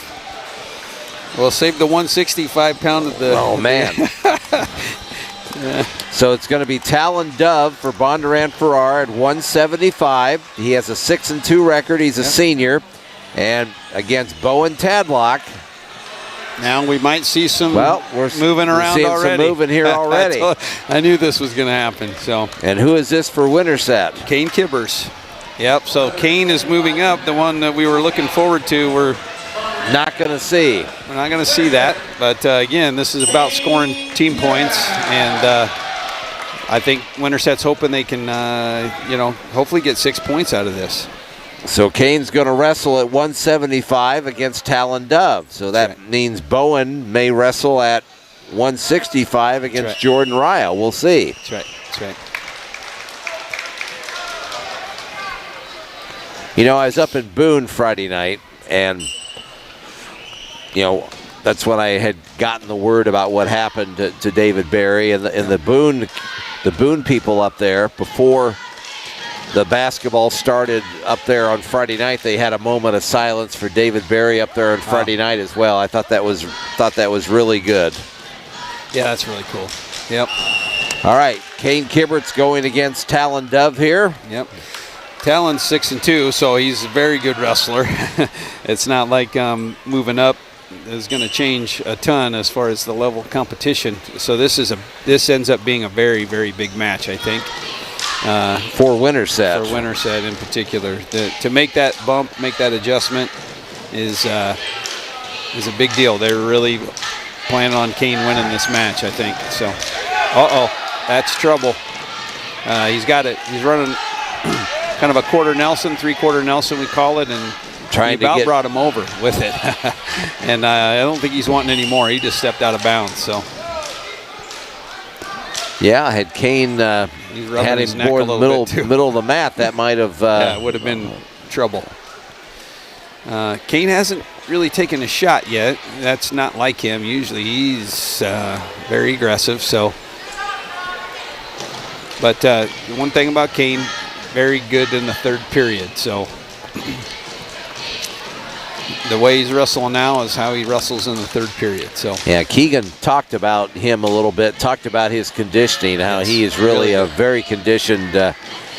He got a stall call there. The Bondurant wrestler has taken all the shots pretty much. So, and it says the referee is going to be aggressive in calling stalls. So that sends a message to all the wrestlers. You got to come out, be taking shots. So they got a warning for stalling. That's right. Now this is he's got to get his hips up here. It's a 50-50 position right here. Yep, and he held it off. So a 0-0 warning for stalling for Kane Kibberts, but no point awarded there for Talon Dove. And next time there would be. You get one freebie. Chose down. That's a Dove, I think, had the option first and deferred, so Kane took the bottom here, trying to get in. Talon Dove really nice return there. Don't want to say manhandle, but boy, he really picked him up and put him down there, didn't he? Yeah, and not just how he threw him down, but he finished it with a really tight deep way, so it makes it really tough to improve from there. Kane trying to get up and get an escape point here, or a reversal. Did he get it? Yes, he did. He got a reversal. They gave him 2, so should be Bondurant down. And Kane Kibbert's on top here, 2-0. Yeah, that was big. Now, especially that becomes very big if he can ride him out versus a 1-point escape. A 2-point reversal gives you that extra point. It's our first varsity match of the night. We start at 175. Kane Kibbert's 12-2 on the year. Talon Dove 6-2. He's got to have to be careful here. Another place you can get stalling is in this position. You can't be hanging on out there. You let him go 2-1. And he needs to get after it because he does have a stall. And so far the ref is sending a message. He's probably going to be aggressive with the stall calls. So. And if we've seen, nice shot in deep on a single, didn't get it transferred over, so he's got to be careful here. He's on the edge out of bounds. He could needs to be aware of where he's at. Dove trying to. And good job, boy. Good Nice. job by Kane. But the referee, before Kane got in that position, the referee had already said that they were out of bounds, so Kibberts doesn't get any points there. Yeah, that was a kind of a break for Bondurant, I'd have to say there. But also sends a message to the Bondurant kid. Kane is a very strong kid. He's in deep on a single. He's got a whizzer. He needs to keep that whizzer, get back to his feet, get square. Oh, still got the whizzer. Oh, he got to give it up. Okay, that's a big takedown. 5 seconds left. Dove gets a takedown as the second period wraps up here. Big decision here on what Kane does. Bondurant's got choice. He's probably going to go down. So do you let him go? Probably going to have to let him go. And then try to get a takedown to tie it up. Takedown. Yep. That was a big takedown there. So 4-2, Dove leads as we start the third period here. Glad you're with us here on the W Digital Network. If you're just joining us, we had some great JV matches. This is our first varsity match of the night. Personally, I think he's probably going to have to let him go here. Sooner than later, right? It's really tough to, there's no sense in wasting time if you're not going to get the back point. So, all right. Well, now we got a match. 5-3. You can tie it up with the takedown. And it seems like whoever shoots has got the best chance to score. So it'd be there's a good shot. Nice shot. Outside single. Oh! And did they called it potentially dangerous there on the knee. Typically that's a little early, but. So no points awarded, just a stalemate basically there. Yep. He got his knee a little out of joint, so they don't like that. And it's important to see what the referee's doing. It says a lot about, what you can anticipate later. Dove has Kibberts in trouble. He's trying to keep his foot inside the circle so he can get maybe a takedown here, but they're stalemate. What you're seeing here is whoever's taking the shot's usually going to score. So it's he's got to get the shot off. I think that's very important. Both good wrestlers. So whoever's taking that shot there's a good shot. Outside single. He needs to bring it up to his feet. He got it. Oh, he lost it. 45 seconds to go. Do it again. Kane Kibberts trails 5-2. To keep the pressure on. This, again, big match for us. Be careful here. Bondurant kid staying aggressive. He's got Kane in trouble over by the Bondurant-Farrar bench. 20 seconds to go. Kane's got to go here.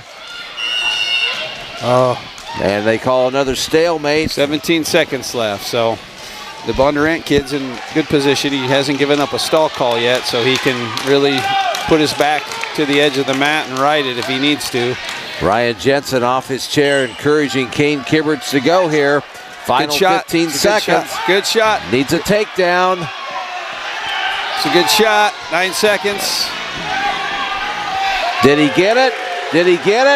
3, 2, 1. He didn't get it. No, he got it. No. He got it. Oh, my goodness. Andrew Shivers, the official, gave it to Kibberts right with maybe a second to go. He got a takedown. Wow. And that was a little iffy. I don't know. It was. He had his hand. He didn't really. But hey, it's the call, and it's 5-5, and better settle it on your feet. So now it's first one scores wins, right? Is that? Yep. So Kane trying to. Yep. He needs to come up through the middle here. Come up through the middle. There you go. He's come up, put the pressure back. He needs to sit out his hips.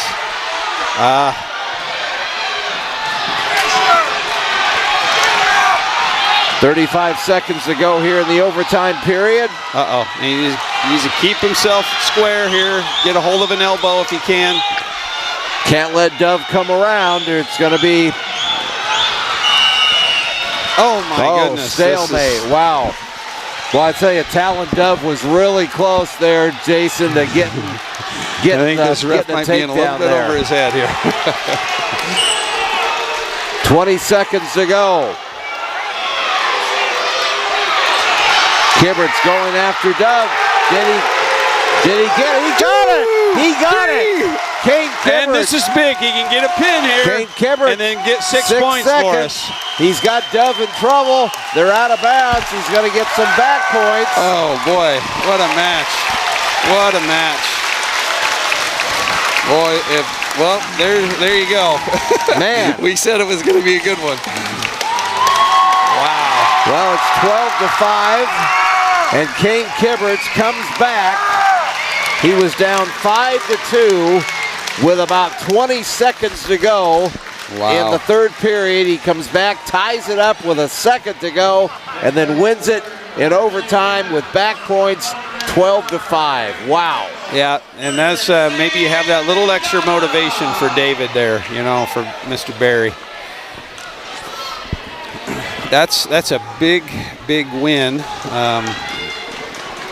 for us. So the Huskies lead, and it was a 3-0. It was a major. It turned out being a major decision, by the way, too. 12-5, right? Usually it's 8 points. So, okay, well they got 4 up. I think that's wrong. I think it should be 3. It should be 3-0. Yeah. So here we go at 190. Sam McDonald, a sophomore, 8-6 against Brayton Gipple for Bondurant-Farrar. And they did change it, Jason. It is 3-0. Yep. I don't. Forward! Push him! Push him forward! We don't know any. We don't really know much about Brayton Gipple. He was a late add to the varsity roster for Bondurant-Farrar. Not as far as they goes, but as far as what we knew about him. And Gipple gets a takedown here. Yep. Don't let me interfere with you. No. We don't know much about action. Gipple. I don't see. We really have a record for him. The main thing is, again, thinking about team points. If you do get a good guy, you want to try to stay off your back. You don't want to give up 6. It's better to give up 4 or 5 than it is 6 points on the team score. So, I think that's. Sam can go out and win this match, of course, but that's something that's really important to think about is I don't want to get pinned here. And this guy's really running a crossface butcher here and looking for a cradle or a crossface butcher. So even though he's not put in the lineup, this kid's a pretty good wrestler. We saw that in the JV, so you kind of know everybody, whoever they put out there is going to be good. So. I think he knows what he's doing. He's up 3-0 is Brayton Gipple. Yep. Gipple, excuse me. We start period number 2. This is the 190-pound match, our second varsity match of the night.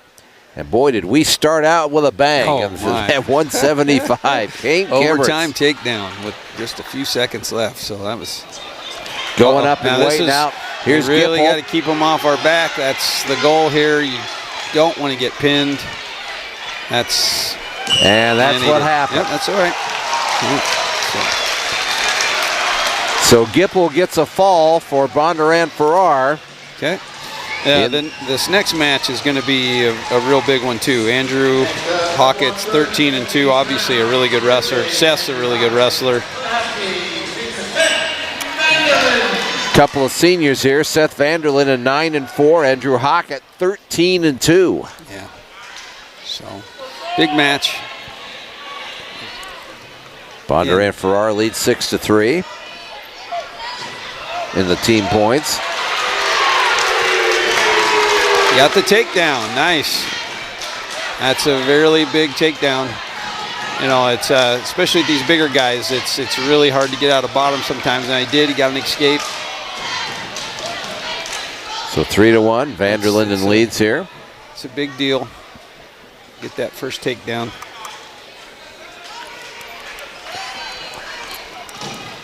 Man, Kibberts with a takedown just as time was expiring in that match, and then the same deal in overtime. That he got the takedown and near fall there at the very end of the overtime period. And that's pretty typical. I mean, the one thing with Gibbers, and we said this at the beginning, is his match shape. He's usually good in the third period. He doesn't quit. He's going to keep shooting even in overtime, and it paid off for him. But Talon Dove, man, that Bondurant kid, he was tough, man. I mean, he was not letting, for most of that match, he was not letting Kane do much of anything, Jason.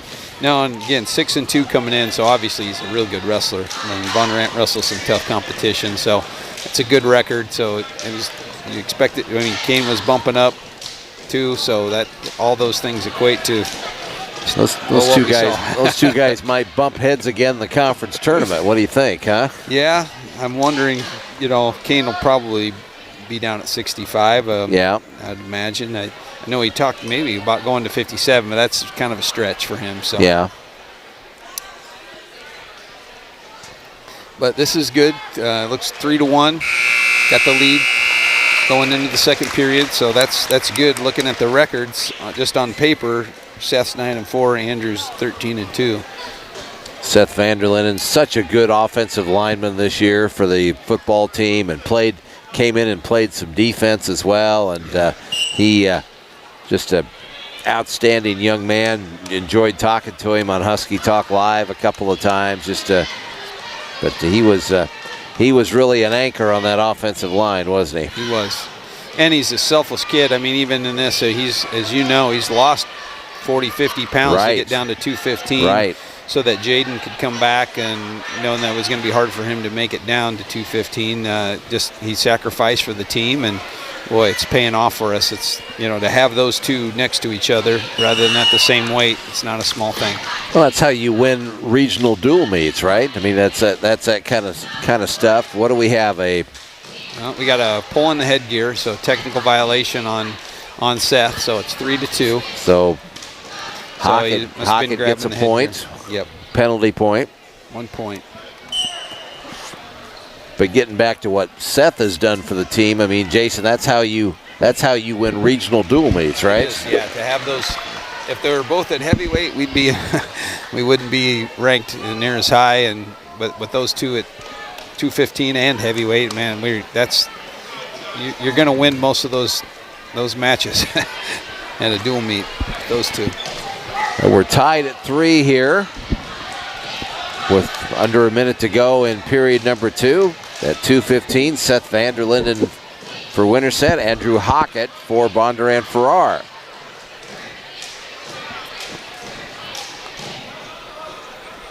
Yeah, good match. Again, that is typical with some of the heavier guys. Not as much activity or taking big shots like some of the smaller guys do, but that's pretty typical of this wrestling. But pretty even. I think once again, whoever probably gets the shot off is probably going to score. There's a good shot from the Bondurant kid, and fought off. Good flurry. Back and forth. Pretty evenly matched kids here. A little shove there from Hockett as they were going out of bounds. Now once again, the Bondurant kid's taking the shot, so Seth needs to be careful, and that's not typical. Usually we're the ones pushing the pace, so that's Bondurant came out with they're trying to send a message. We're going to be one setting the pace. There's Final a good seconds counter. of period number 2, and the horn sounds, and it's a 3-3 tie. Yep.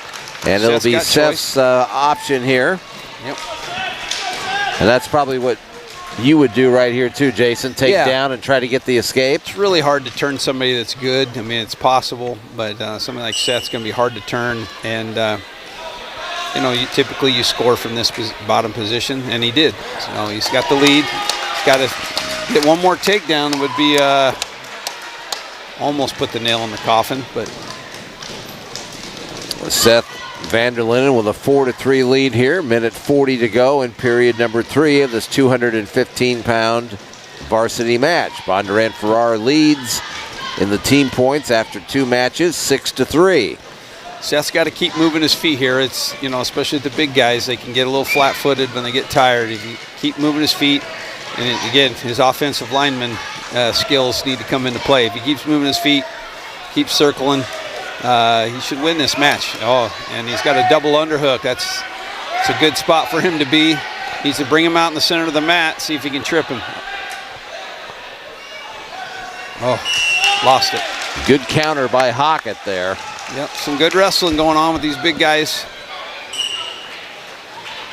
But it also sends a message to the referee that Seth's staying active and he's not going to get a stall call. That's the other way you could lose this match, is by giving up a stall call. Now we're under a minute here. About 50 seconds to go in period 3. Seth Vanderlinden for Winterset with a 4-3 lead on Andrew Hockett. Yep, that's it. Let's get those underhooks. If he keeps running his underhooks, staying light on his feet, he's going to win this match. Got to stay aggressive, though. Don't give the referee any ideas that you're just trying to ride it out here. Hockett with a shot. It's a good. Hasn't given up a stall call yet. 24 seconds. He's just got to keep moving his feet. This kid is going to shoot. And you could give up a stall call here and still win the match. So Hockett with tried to make a shot, but Seth countered it well. Seth almost had him in trouble. What's he got going on now? 5 seconds. Vanderlinden trying to hang on. 3 seconds, 2 seconds, 1 and second. A takedown. And Vanderlinden with a takedown to end the match. That's a big, really big win there. On paper, it looked like they might have that one. So makes it 6-6. So good job by senior Seth Vanderlinden. He gets a standing ovation here from the Winterset crowd. They appreciate the effort that he put forth right there. And the match is tied at 6, and now here we go. Number 1 ranked. Jaden Cooper, number 1 in the state at 2A, 5-0 against Zach Wonderland for Bondurant-Farrar at 285. And Coop going right at him. But they go out of bounds, so Jaden not able to get the takedown points. This is one where I think Coach Jensen says, hey, we kind of need a fall here, right? Oh, yeah, you're definitely planning on a fall. Now, I think, you know, if you're the Bondurant coach, your strategy is do not get pinned.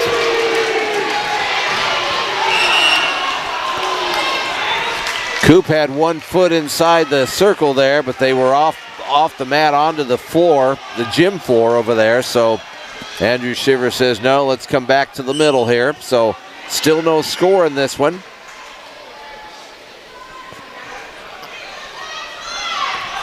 Coop gets him down and gets a takedown. A little shuck by there. Well, he just muscled him to the ground, didn't he? Yeah, he's you know, the thing about makes him difficult that he's kind of a Gable Stevenson, if you're familiar with the heavyweight. He's rarely fast for a heavyweight, and most heavyweights don't move that fast. So it's he's difficult for the bigger guys to wrestle because he's just so quick. And again, I think the Bondurant guy is wrestlers trying to stay off his back. That's his main goal, is to try to stay off his back. Jaden let him go, and so it was an escape for Wonderland, and now Coop trying to get him down again, and he's riding the edge of the mat and just kind of looking to go out of bounds. So 40 seconds to go here in period number 1. Jaden Cooper, top ranked at 285, leads 3-1. Now he's got Wonderland down again in front of the scores table for a takedown. It's 6-1. Yep. So every time Jaden shoots, he kind of just runs for the out of bounds. You know, the referee might not call it. Now he's got an arm bar and a half here. This is a dangerous position. Jaden's really good in these positions. But the clock is winding down here in the period, and oh my, what they call a full nails, or just potentially dangerous again. He felt like he got the elbow up, raising his shoulder blade up too high, and that's tough. So final Kind of a seconds. referee's, Final preference. seconds of period 2 here. Jaden Cooper with a 6-1 lead. Yep, we need to get 6 points here if we can. So.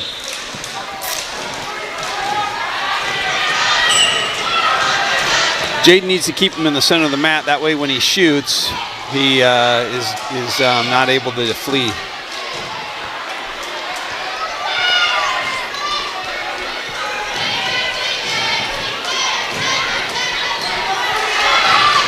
Wonderland that time tried to shoot on Coop, but Jaden. Yeah, he's got a cradle locked up. Fought that, and now he's. This is where he needs to take advantage of this. This guy's not going to want to go over. He's been instructed not to. There, he's got it. Coop's trying to get him on his back here. 9-1 with some back points. He's got lots of time in the period here, Jason. Minute 10 to go. Yep. And there he just kind of flipped him. Yep. He's got him Just in trouble muscled him now. over. Again, the cradle can be sometimes hard to pin the guy if you don't really have it super tight. What he needs to do is get both his knees on the other side. Now he's got him. This guy's, uh-oh, now he's in trouble.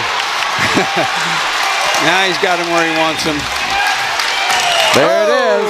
And there's the pin.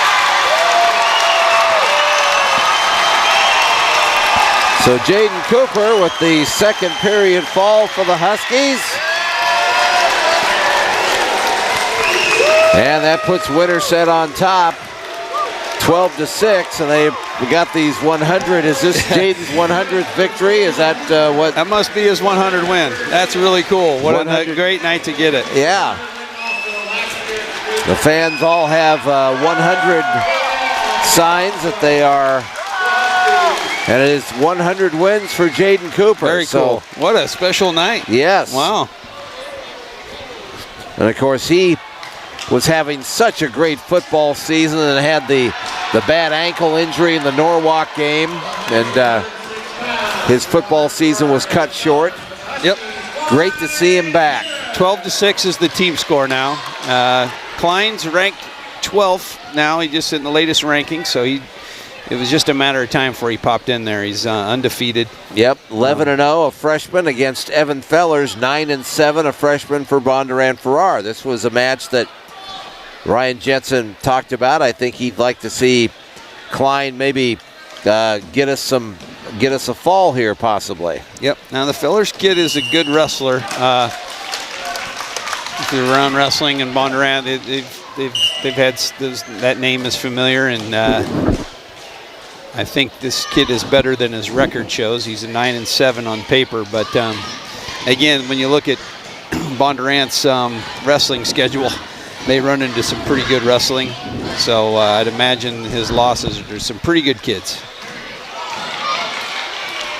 And he and Klein are having a battle here. Yeah, no score. Yeah, he's coming after Klein. He's not backing down. So Klein needs to lower his level, keep his elbows in. This kid's long and lanky. He just sticks with his basic shots. He'll be fine. What he doesn't want to get in these underhooks that he's in right now. That's just right where that guy wants to be. Winterset leads in the team points here, 12-6. We're in the 106-pound match. This is our 5th varsity match of the evening. We started at 175. Yeah, he needs to keep his elbows in, not let the kid likes to work from an underhook. Now that's what he needs to do. Nice shot and a nice takedown. He just keeps doing that. He'll win this match, no problem. So Klein gets the takedown here with about 35 seconds to go in period number 1. Now what's he trying to do here? Yeah, he's looking for an arm bar, a chicken wing. And he's real good with that, and he's had a lot of success with that. Now he's going to a butcher series, cross face. He's got it locked up pretty good. So he's got a good chance of some back points here, and he does. He's got some exposure. He's got it pretty tight. He should running out of time here in the period, though. And once got 4. That's big. Yep. 7-0. Because Evan came out really coming after him. I mean, looking at the first minute, I thought, boy, he might be in trouble. So, And there was a couple of situations where he kind of had Klein in trouble, and Klein got out of it. Yep, he did. Yeah, and Klein keeps his elbows in and just gets his shots off. He's going to see he's getting that underhook, and that's exactly what the Fellers kid wants. And he needs to stay out of that underhook position because he definitely has the advantage with his length. And there's a takedown and back. Right on the edge. He needs to try to suck him in if he can. He's got one toe left on there, but he can get a pin from there. This is one thing I like that they've changed about high school wrestling. They let you wrestle there. So, well, now Fellers got out of that for a moment, but Klein got some back points there. He's up 14-0, so he's on the edge of a tech fall, but a tech fall is only 5 points and a pin 6, so we could use every single point we can get. So if he gets him on his back, he needs to pin him. But when you're up 14 and you get him on his back, it's basically over, right? It's over, I mean, yeah. Either you pin him or you let him up and it's over for the tech fall. So curious to see.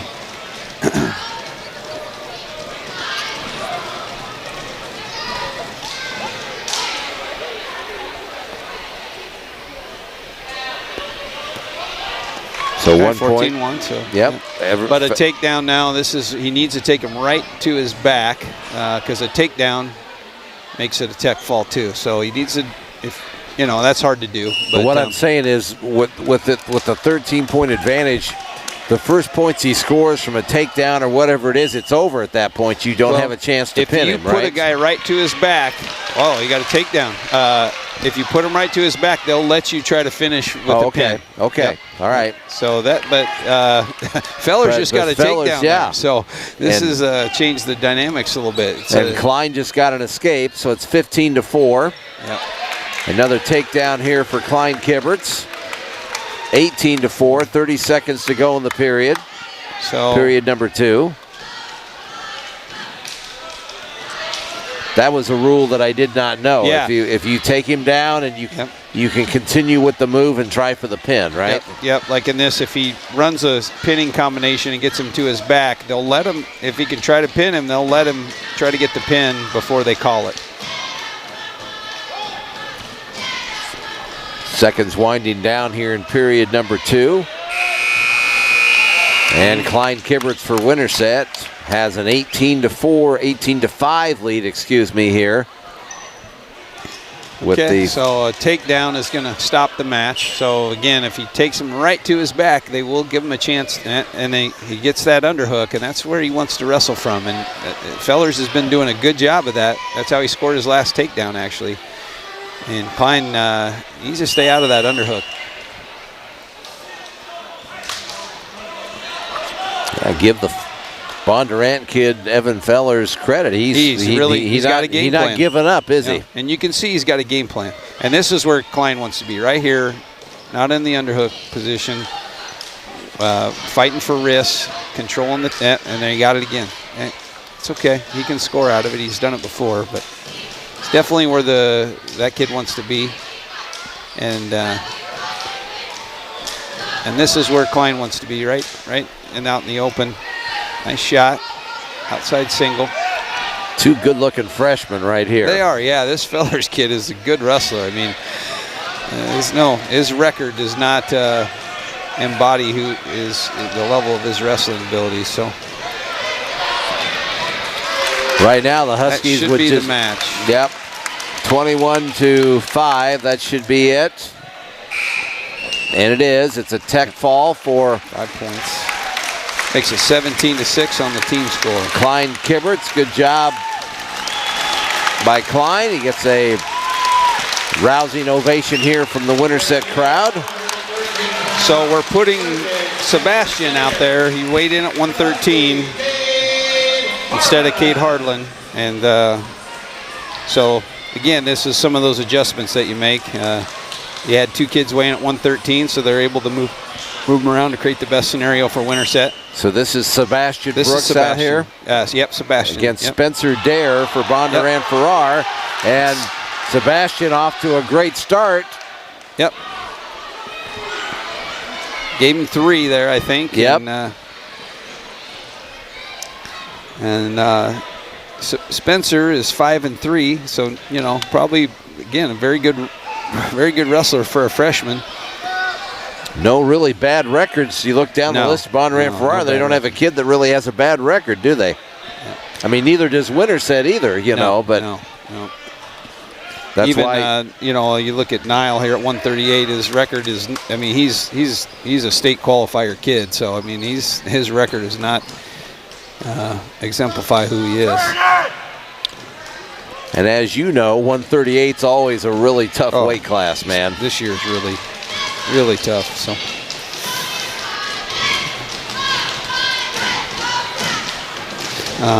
Sebastian is just came in this year, and he's what a nice pickup for us. He moved in from California, and man, he's great kid, great wrestler, extremely hard worker.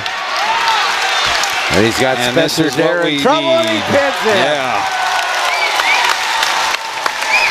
Great job by Sebastian Brooks. He gets a fall with 40 seconds to go in the first period.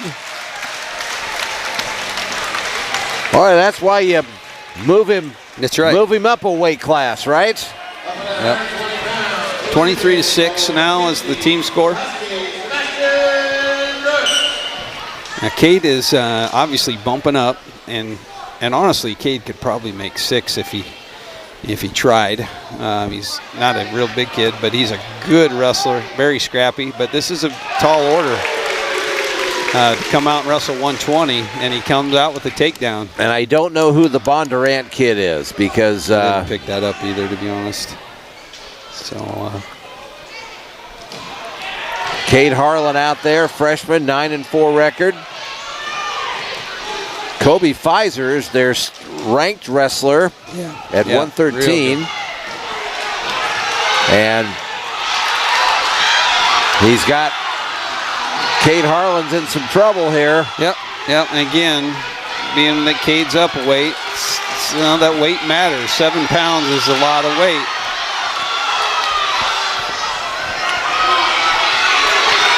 And the Bondurant kid has got Cade Harlan in some trouble here. And he pinned him. Yep, got him. It's okay. Traded 6 for 6 there.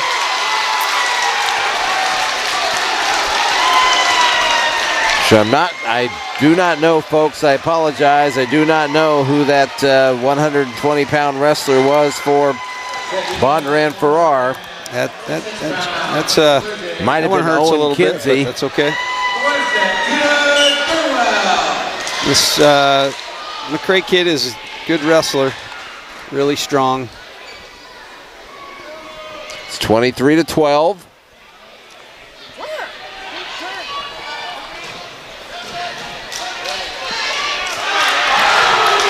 And Jude Gurwell here, 126 against Nicholas McCray. Yep.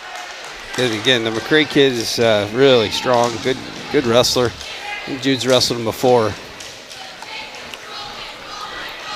Jude, of course, with a 10-2 record, a junior. Yeah, he's trying to work for, again, likes to run a tilt out of the kind of a chicken wing bar arm, and has a lot of success with it. And tough to get out of. So drawing back in. Got it wrapped up pretty tight. He's just got to get some room on the mat to run it, I think. There he is trying to pull him back in a little bit. Be careful here, though. To give him 2. Looks like he... Now Jude's trying to get him turned, but got that 1 foot inside the circle, and they're out of bounds. Did you give him any back points there? No back points. That's what Ryan Jensen is asking about. Where's the back points? Whoa. And Andrew Shivers, the referee, says, "Well, it's hard for me as the I know, but yeah, and but Yeah, that looked like back points it to sure me. did. And he said they I'm were out of sorry. bounds, but it looked like back points before they were out of bounds. Yeah, twice. Now don't. It's right. It's hard for me to announce because I got all these little things I know that's going on here. So Right.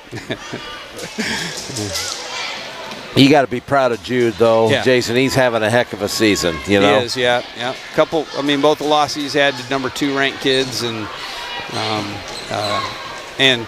you know, I think proud of him too, just on this whole David thing. You know, just how that upperclassman leadership is really impressive. So first period is over, and Jude Gurwell for Winterset leads 3-0. And did Jude have the option and defer there? And No, he may have. I know that this kid chose neutral, so. Nicholas McCrae and Jude Gurwell doing battle here. Yep. Again, nice takedown. Good. You got to get some back points though, and we need a pin. I mean, especially on this one, be good to come away with the pin and not just 4 or 5. Right.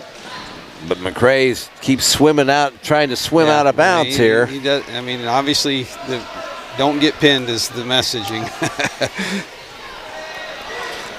And Jude is trying to. He's got a couple feet in bounds, but he's trying to get his wrestler back in bounds here so he can work on him a little bit more. Yep, exactly. This is make up for that last time where he probably missed out on some back points there. Again, if you can't get the pin, you want to get the tech fall in this case. So Huskies lead 23-12. We're at the 126-pound match. We started at 175. yeah, he's looking to get that arm bar, and this guy knows what he's looking for. So yep, that was a nice recovery. Yeah, there. well, I thought McCrae was going to get an escape there for sure. Got a But deep waist in there. Judah didn't let him go. And yeah, it's that's hard not to call stalling there. Not much going on the bottom there, Coach. And Jude's kind of looking at the referee like, you know, Yeah. like this guy, hey, this kid's not doing anything, you know, so. But again, from their perspective, they'd rather see him give up 3 points rather than 4 or 5 team points. So Gurwell leads McCrae here 6-0 at 126 as we start period number 3.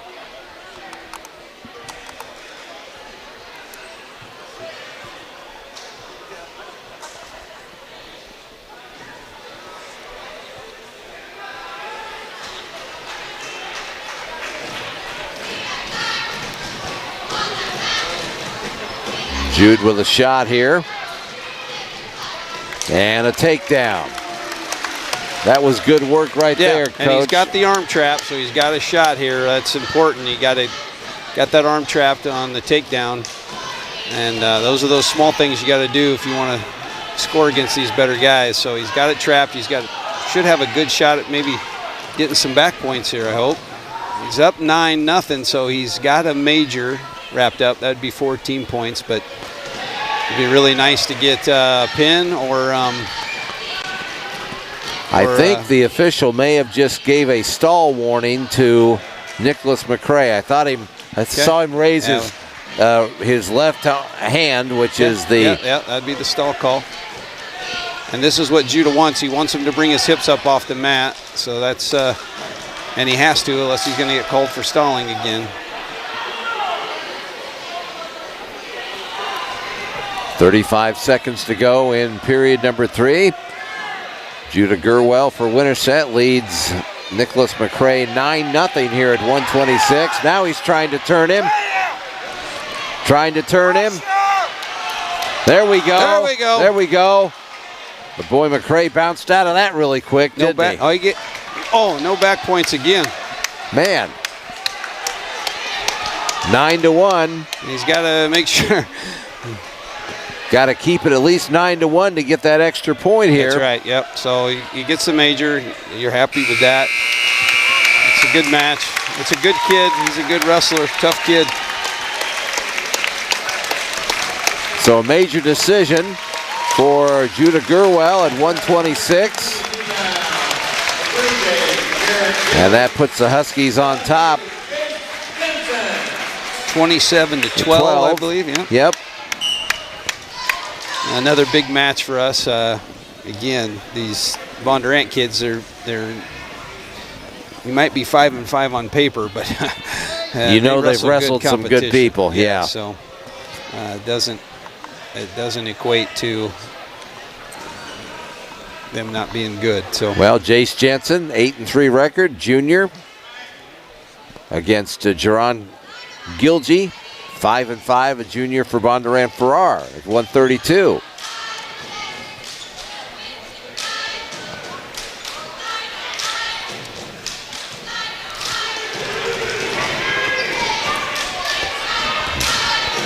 And again, they're over on the edge of the mat. Jace trying to pull Gilgee back in.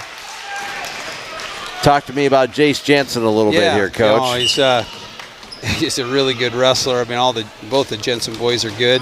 He wrestles a style. You'll see he's on his knees a lot, which is not your typical style of wrestling, you know. But it really works for him. He's really good bringing a guy down to the mat,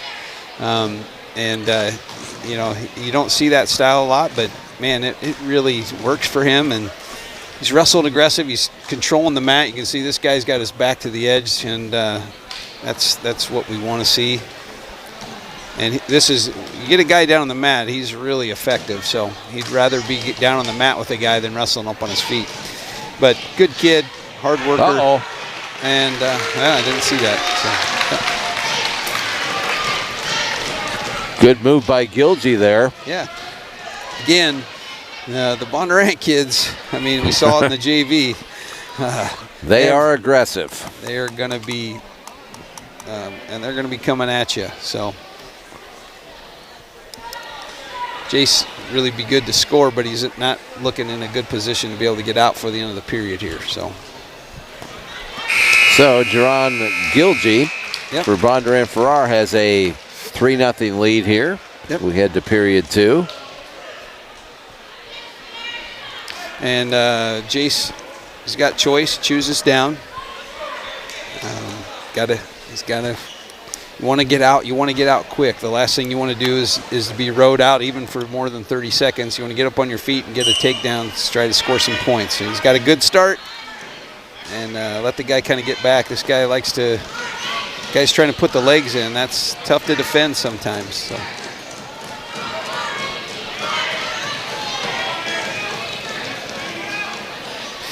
Again, Jace is a really good wrestler on the mat, and especially in these kind of positions, typically he does well. So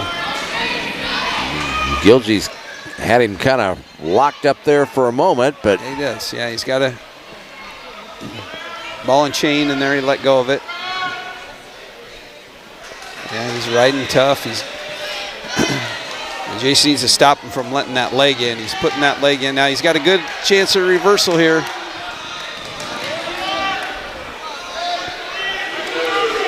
There it is. He got the reversal. And he's riding a little high. He needs to get back. He's riding a little high, so.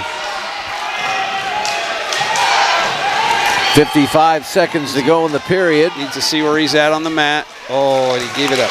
Yep. Now this is important right now. He's in a bad position. He needs to try to get out of bounds and get a restart. So. He's getting some back points now. That's not good. So Jace Jensen really in some trouble here. Puts him in a tough spot. Okay. 3 back points probably for sure, right? He's really got him in trouble over there. Does Jerron Gilgee? No, he got 4 back points. It's 9-2.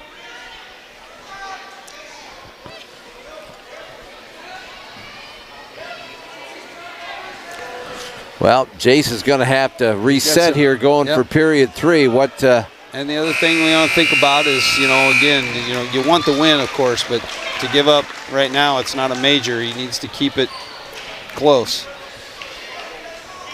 If you're gonna, if you're gonna win it, keep it. Don't give them any more than 3 points, right? Yeah. So Jace Jensen, 8-3 record, junior on top here to start period 3 at 132.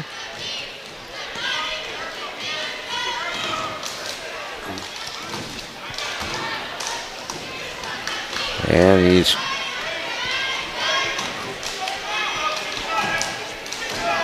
what is he trying to do here? He's going for a cradle, and kid's doing a good job of stepping up, defending it.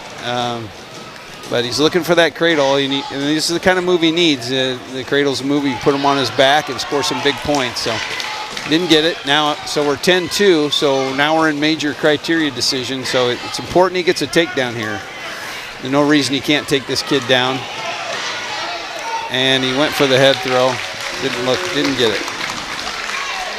So Jerron Gilgee for Bondurant-Farrar leads 13-2. Minute 8 to go here, third period at 132. Needs to keep wrestling. Again, this is about the team. You might not win this match, but you don't want to give up 5. Right now he's going to give up 4. And just got his belly on the mat. He's in a tough spot, so 44 seconds left. He needs to keep wrestling. In fact, if he got to escape in a takedown, he could get out of the major criteria. So man, if he could just flip him here, for a second. Kid's got the leg in. He needs to get that figured out. And it's hard. The referees often won't call stalling there when a top rider's got the leg in. But got a chance. Again, 10 seconds. You just want to not get turned here. It looks like he's going to be able to do that. So Jerron Gilgee is going to win for Bondurant-Farrar here, 13-2. It's a major decision for the Blue Jays.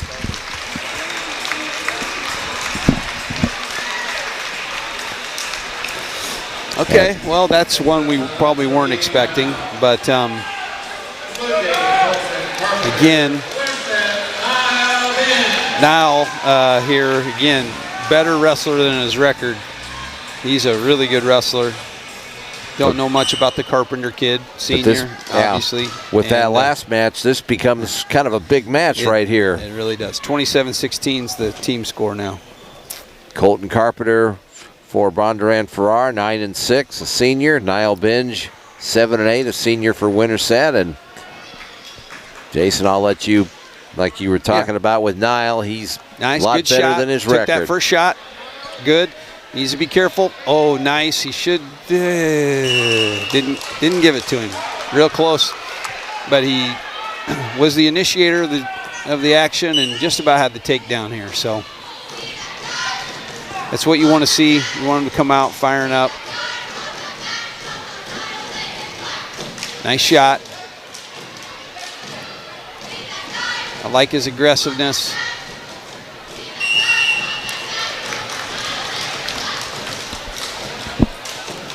We're at 138 pounds. We started at 175. Yep.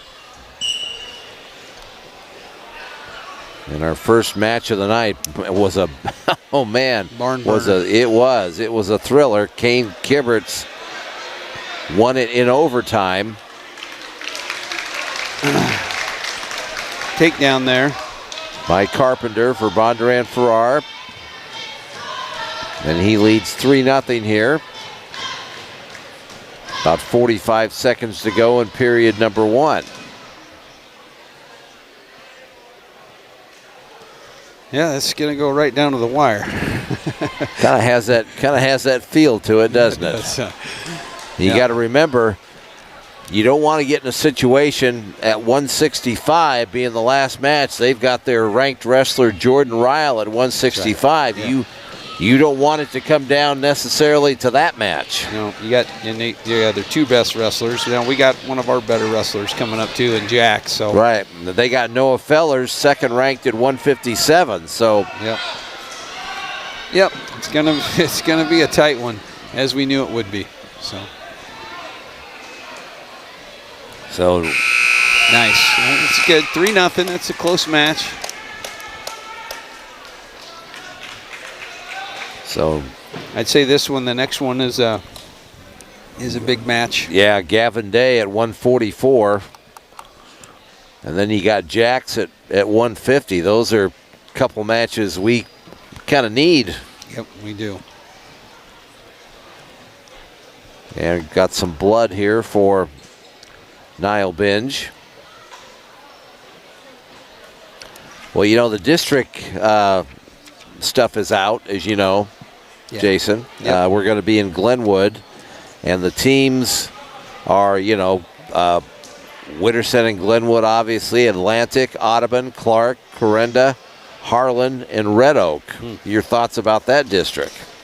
Yeah, I mean, you know, overall, I think obviously we'd be the strongest team there. You know, but it always comes down to, you know, the matchups as far as getting kids on. And, you know, some of these teams, Glenwood, Atlantic in particular, Audubon I know has got a few tough kids. I haven't seen Clarendon, Harlan.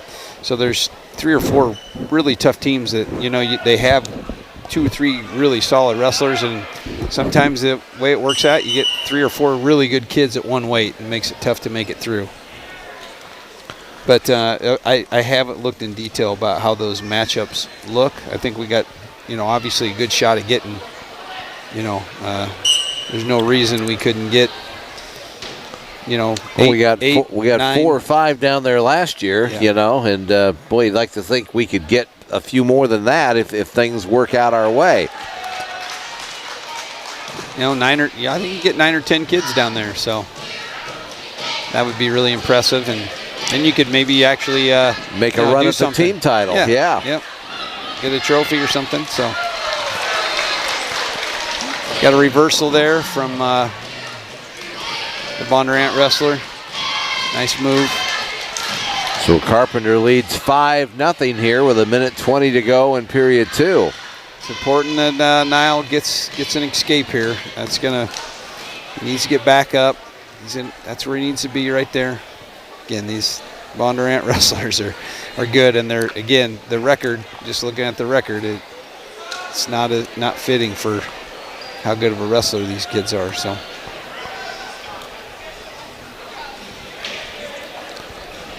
54 seconds to go in period 2. Niall needs a base, get some hand control, come up. Got to keep working. Yep, right there. There he is. Good.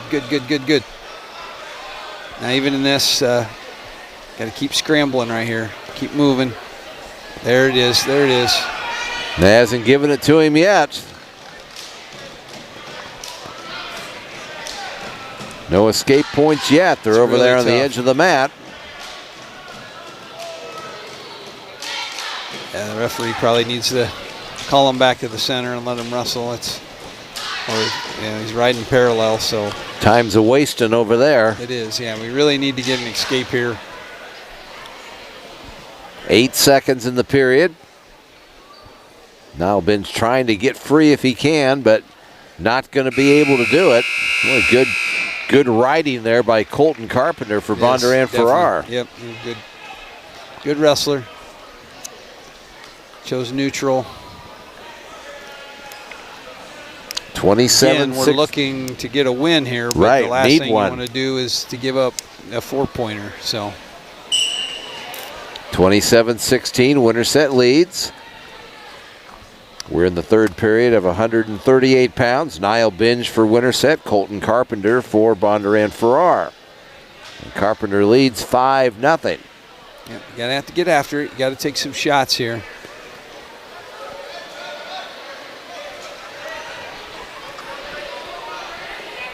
Carpenter took a shot and Niall tried to counter it. Now he's trying to.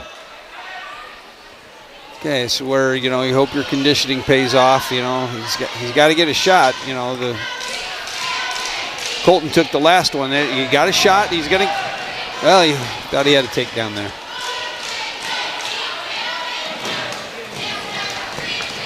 You know, you get a takedown, maybe you let him up, Jason, and then you go for another takedown and tie this thing up if you can. I would say Carpenter's looking a little tired here, so if he can find a gear here and get a takedown right away and then let him go and get another one. There's still plenty of time, but he's going to have to take a shot. This is not, this, you know, he's got it. He doesn't have a lot of time to play with, so. There's a shot. Just needs to finish it. Only 45 seconds to go in the period. Niall trying to get a takedown, and he got it. Now he's got him in trouble on his back. Trying to get some back points and try to tie this up with 30 seconds to go. He needs to keep that. He needs to keep it. You don't want to let it go. Last thing, the last thing you want to do is let it go. He's up 7-5. We got 4 back points there. 7-5. He doesn't want to give up. Leads here with 12 seconds to go. Wow, what a comeback. Unbelievable. What he needs to do is not give up a reversal. He's better giving off an escape than it would be a reversal. Exactly. So he's just got to be real careful here. Do you just let him go maybe, or what do you do? I would ride an ankle and get on his ankle, and I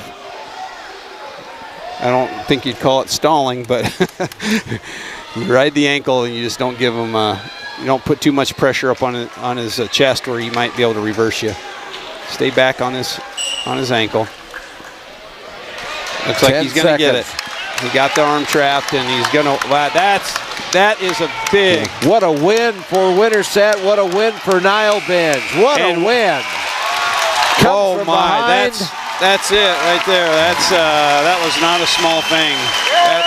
That might have changed the course. I was running the numbers. If we didn't win that match, it wasn't looking good.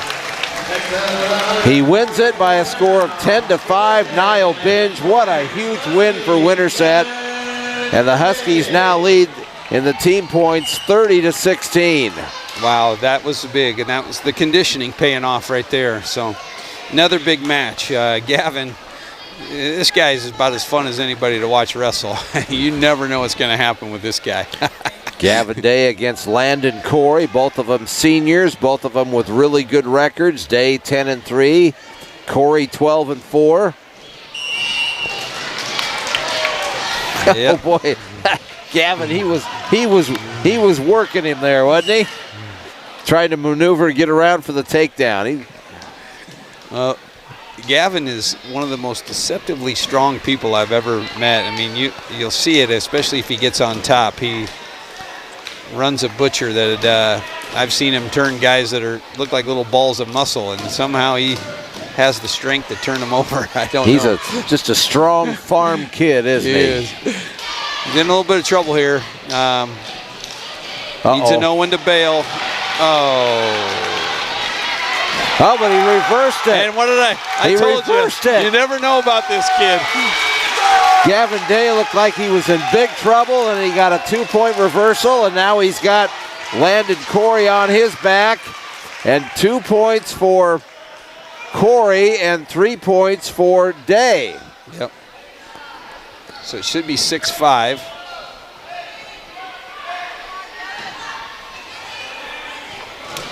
Well, they have 5-5 up there. Oh, I guess that's right. He got the takedown. Yeah, so I'd be right. It's an even match right now. 25 seconds to go in the period. And lots of action here, Jason, between Gavin Day and Landon Corey, but I know you're not surprised about that. No, like I said, this guy, you just never know what's going to happen next. You know, he puts himself on his back, and then next thing you know, he's got the other guy on his back. So. And Corey trying to get Gavin Day in some trouble here, and he got 2-point near fall. Yeah, gave him a reversal there at the end. Is that what he did? Okay, yeah. all right. Yep. So that's a big deal. But again, I got a feeling this match is going to be in the double digits as far as score. Winterset bench not too happy about that reversal call over here. Joe's down. Good call. He's Gavin's a dangerous wrestler, and he puts himself into dangerous positions. So. Landon Corey going a little too quick, gets a warning from Andrew Shivers. Now they get going here. Second period underway.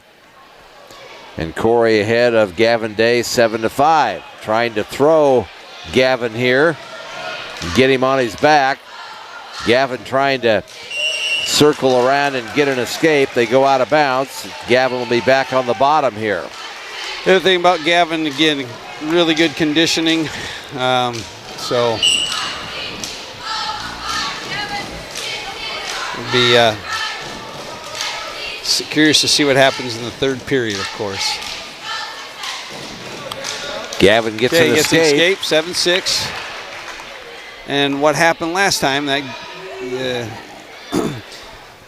Landon got his shot off, and that's how he scored. And I think it's important that Gavin gets his shot off. And they're out of bounds in front of the scores table. Oh, yeah, he tried a little something funky there. yeah, I was going to ask you what that was. He almost got it, but they both are back on their feet here. Yeah, so it's an interesting position. They're in a kind of both looking to throw a head throw. Now he's got a body lock on him. Gavin, typically in this position, he got the takedown. So that was big. He needs to get out. So Landon Corey gets the takedown for Bondurant-Farrar. He leads Gavin Day now 10-6, 42 seconds to go in period 2. It's important Gavin gets out right here. He's got to keep moving. That's it. Good escape. Keep the pressure on. Again, Gavin's good in the third period. If he can make this kid work real hard and tire him down, I think Gavin he'll make a comeback in the third period. It's a close match already. Yeah, it's a 3-point match, 10-7. Landon Corey, Bondurant-Farrar leads Gavin Day. Gavin tried to shoot right there. Yep. Got to stay square. You got to stay square.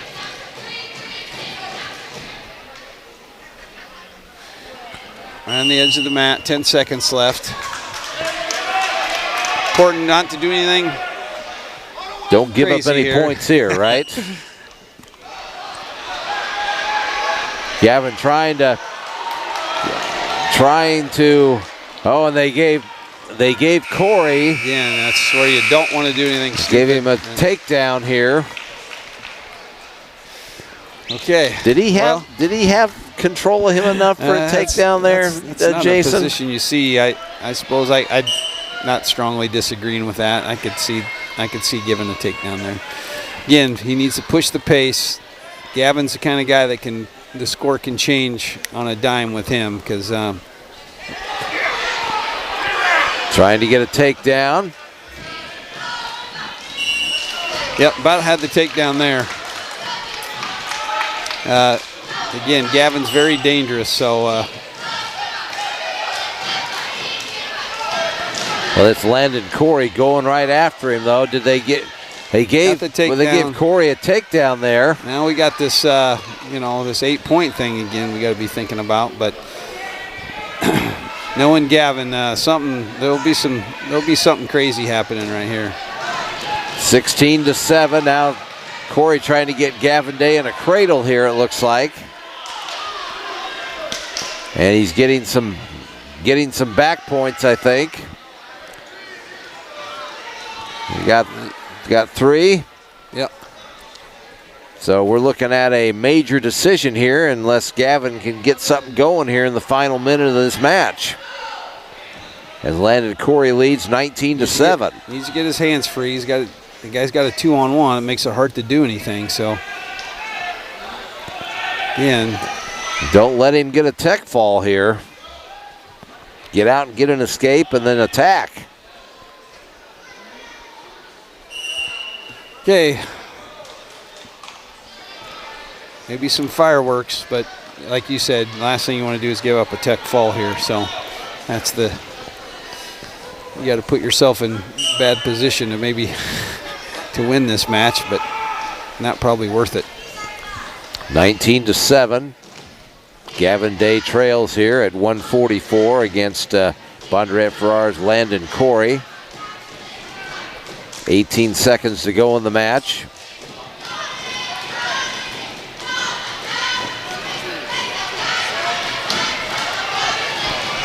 Gavin Day trying to reverse him, and he did.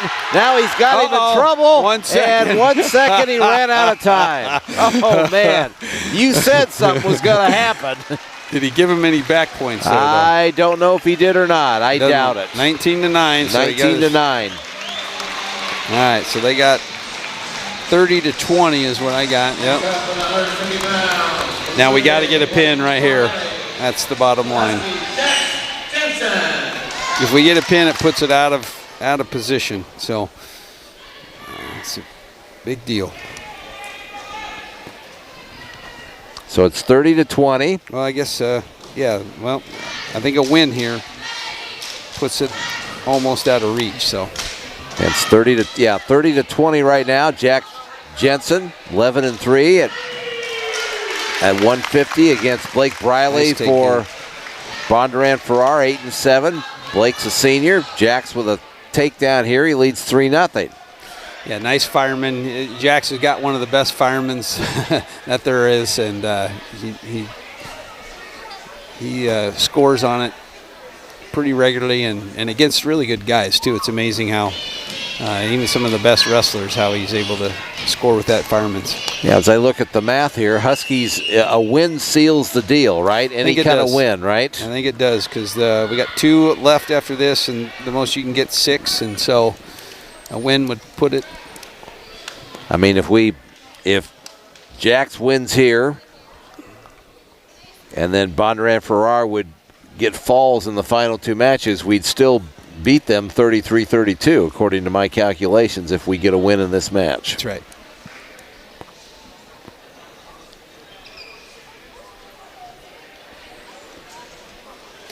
Something's going on here. He's having to get on his phone. I'm not for sure what is going on. It's very strange. I was going to say, don't see that very before. often, the official having Ryan Jensen get on his phone about something. What in the world?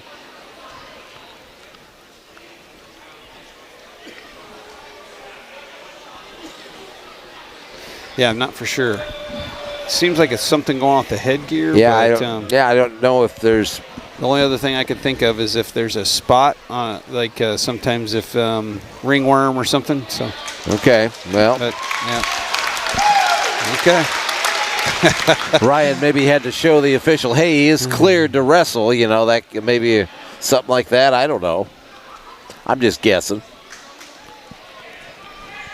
Went over and told Matthew Wonderland the results of Coach Jensen. I mean, it looked like he was looking for a certificate or something on his phone that he needed to show the official. Sometimes there is a doctor's note if you have staph or some kind of spot, ringworm kind of thing.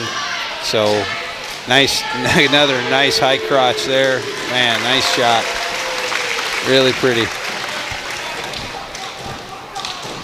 Jax, of course, I believe, was one of our state wrestlers a year ago, wasn't he? Yeah, and he was at 57 and beat some really good kids there. I wouldn't be surprised if in the next rankings he's ranked at 150, because man, he should have been ranked at 57 and now dropping down a weight class.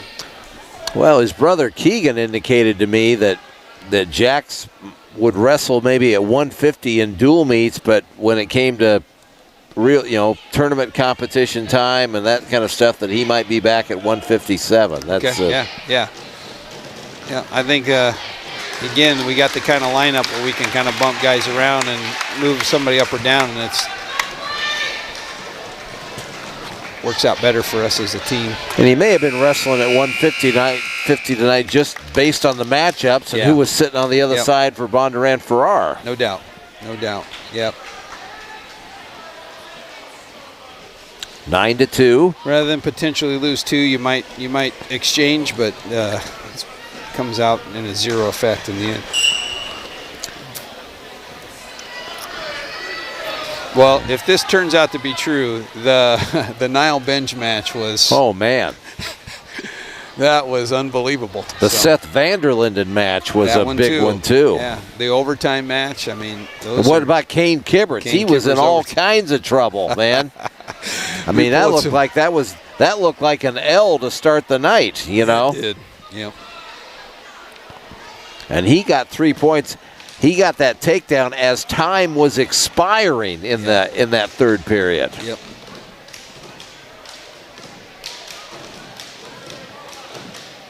I mean, that was one of those, hey, man, let's check the monitor and make sure, you know, what they do at the collegiate level. Let's check the monitor and make sure that all occurred before time ran out, you know. Yeah. And I'm not saying, Jason, that it didn't. I'm just telling you it was really close, It was really you know. close. Yeah, and I even think about, we're talking about major decisions. I mean, if we only win this by a point or two, how important, Jude's 9-1 match was, and some of those, that could have went to a 3-point and made a big difference. So a lot of small things. You never give up wrestling. You don't know how things are going to And, you got the fall from Jaden Cooper. You got the tech fall from Klein Kibberts. I mean, every one of those points matters, you know. It does. Yep, it's really gonna matter. 9-3. Nice. Jack Jensen leads here at 150 against Blake Briley for Bondurant-Farrar. 28 seconds to go in period number 2.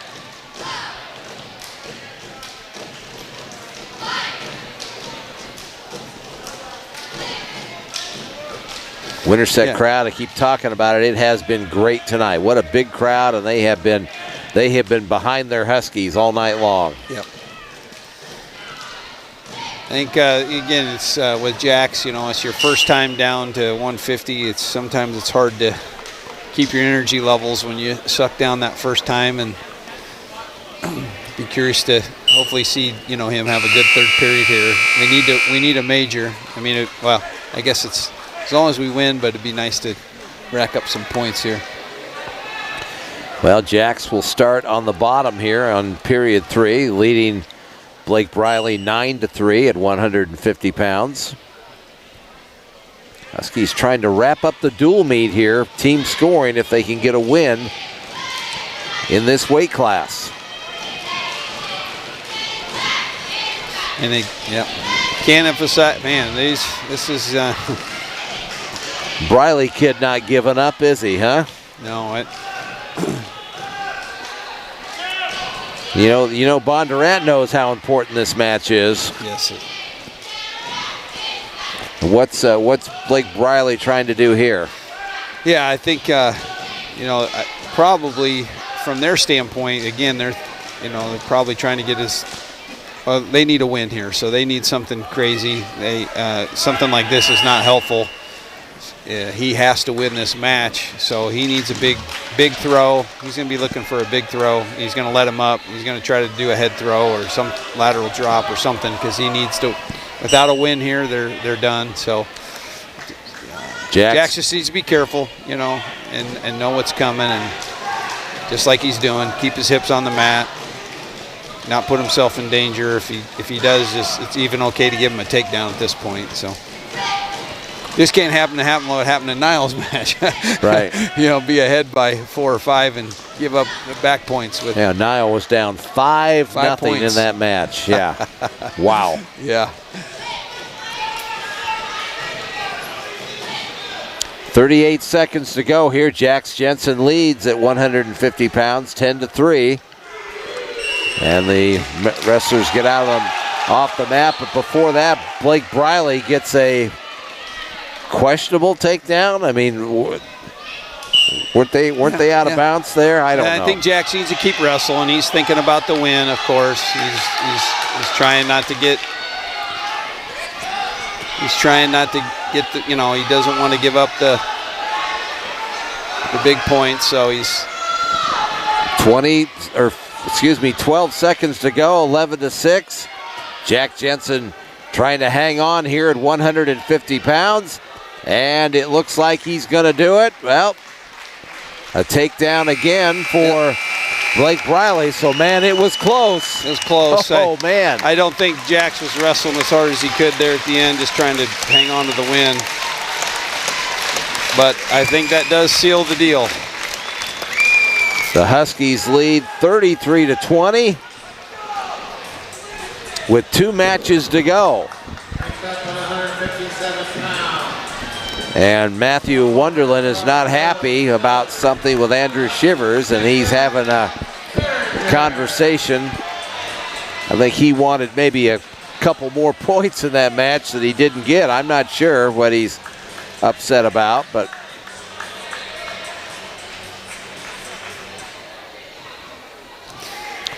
yep, so Behringer, obviously got a tall Fellers. order. Noah Fellers is one of the best wrestlers in the state, obviously, and Jackson's a good kid, but he's got his hands full here. So Jackson is a sophomore. He's 4-5 on the year. Nolan Fellers, second ranked in Class 3A. nice shot there. He's Real quick. 13-2. Fellers with a takedown here. And he lets Behringer up. So it's 3-1.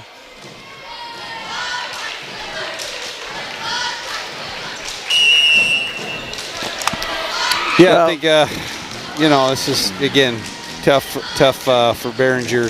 tough order. I think go out and try to show that you're not going to back down from him and put some pressure on him. Well, I think it's a win for Jackson if you don't get pinned in this match, you know? Exactly. Yeah. I think so. It's 9-2. Fellers is on top already here. Minute 7 to go here in the first period. Huskies have wrapped up the team victory here tonight. They lead 33-20 with 2 matches to go. The best that Bondurant-Farrar can do is make it 33-32. Yep. No, Fellers, obviously, man, he's just great on his feet. Takedown clinic here.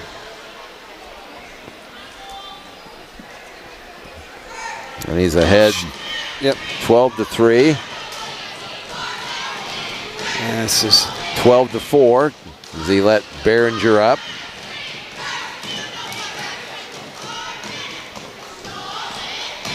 probably going to try to go for the pin here, whereas rather than try to get the 6 rather than the 5.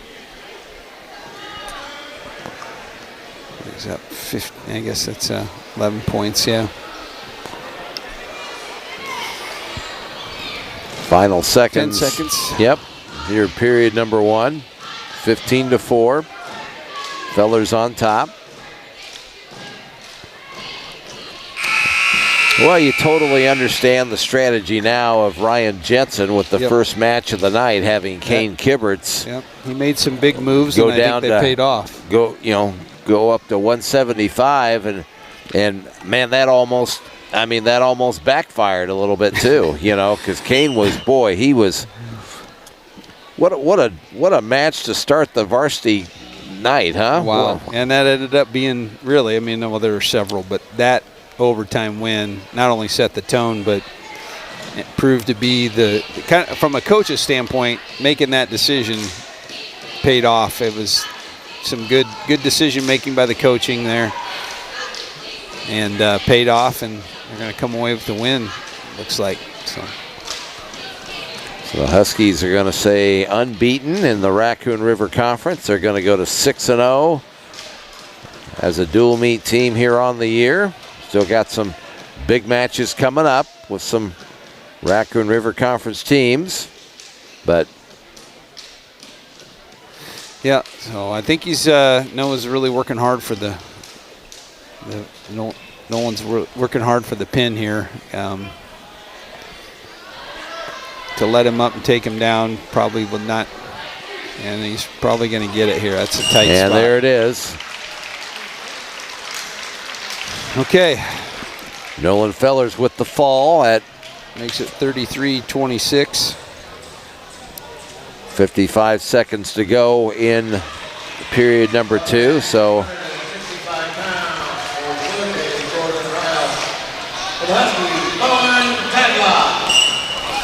Bowen Tadlock, his first wrestling meet of the year, all he gets to do is wrestle Jordan Ryle. Yeah, Jordan's, obviously real good. And Bowen, is a good wrestler. It's his first match of the year, being back after break. And I don't know if he's wrestled varsity before or not. I can't remember a time last year where he did, but he's a good wrestler. He works real hard in the practice room. So, again, you go out, do the best you can.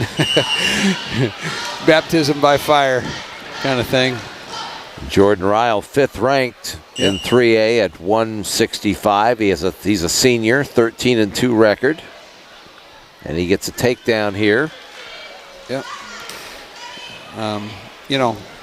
Bowen's real strong kid, and he's a good wrestler. I mean, I think he's going to win some varsity matches for us.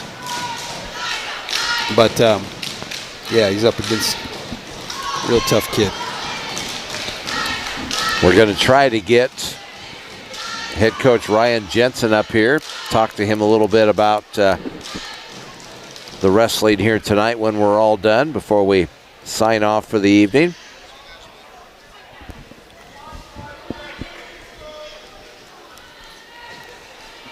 So, Alan, when you get a chance, if we can get that third headset hooked up, that'd be fantastic. We'll have to look back in the records book and find out when that last conference dual meet title was. We'll have to do some research on that. Yeah, yeah.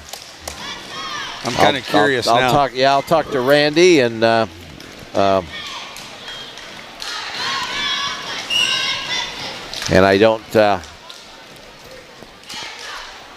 don't have Gary Christensen's number, but I'm sure somebody would give it to me, and we can do some inquiring.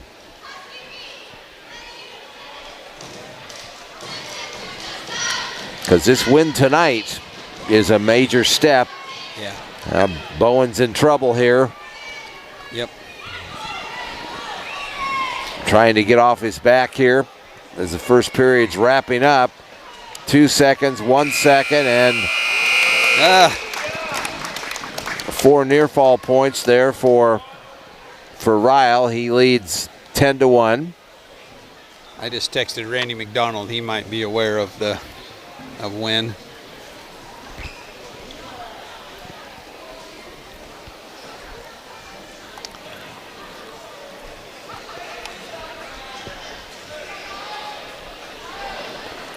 Some blood issues here for Jordan Ryle, so they will take care of that real quick. And we will tell you that we have high school basketball tomorrow night here on the W Digital Network. Winterset taking on Carlisle. Anytime the Wildcats come to town, it's a big deal. They are a big rival, obviously. So we'll have the girls and boys doubleheader tomorrow night. We'll be on the air about 5:30 or so. Steve Keller and Jack Keller will join me on the call. And we will look forward to Winterset and Carlisle in basketball action tomorrow night. Bondurant shows down, scores 10-1. Jordan got the escape, makes it 11-1.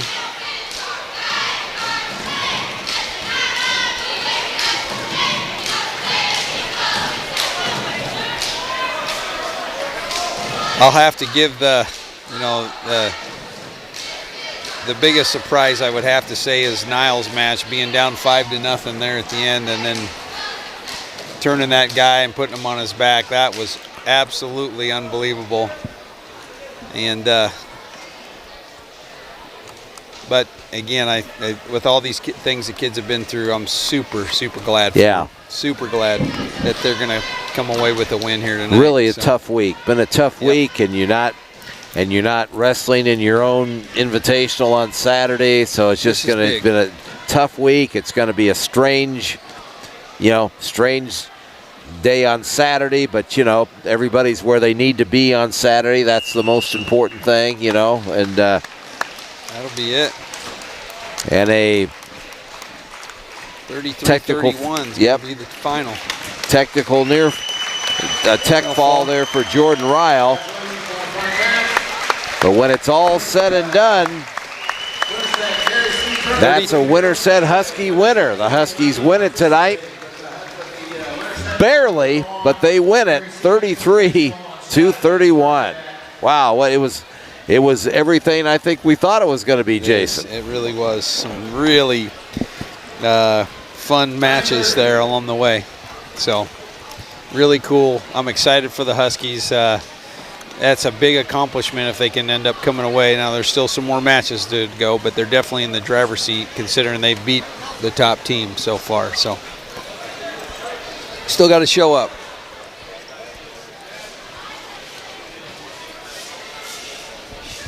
Huskies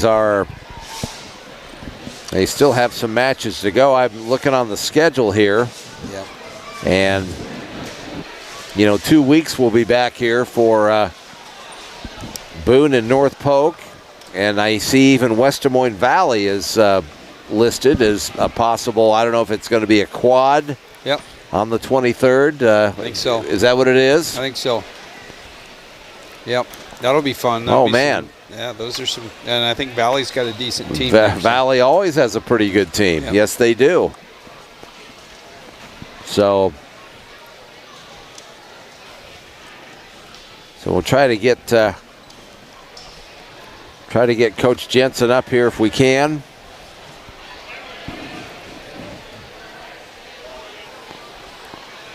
And the best way to do that is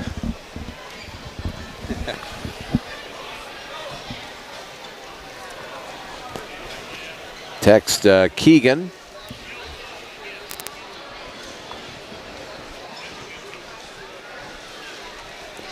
See if Keegan can get his dad up here. We'll talk to Ryan a little bit. Ryan, it has been a emotional week for Ryan, to say the least. And I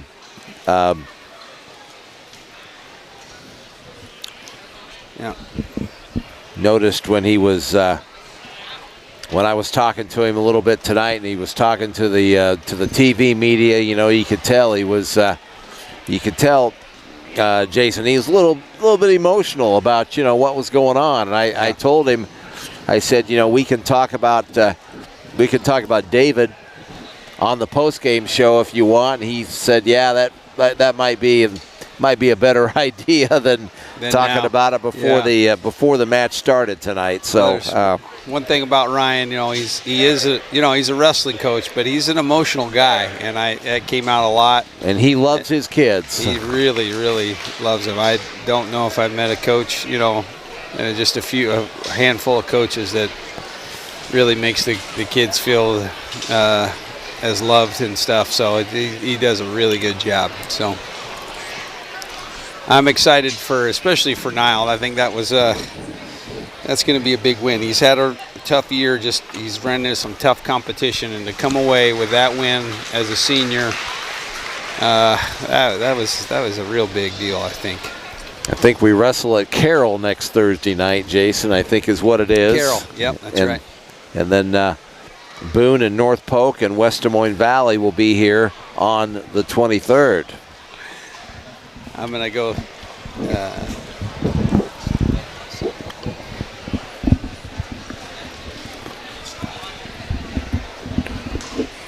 Jason's going to go down and see if he can get Coach Jensen up here real quick. Give me an opportunity to kind of recap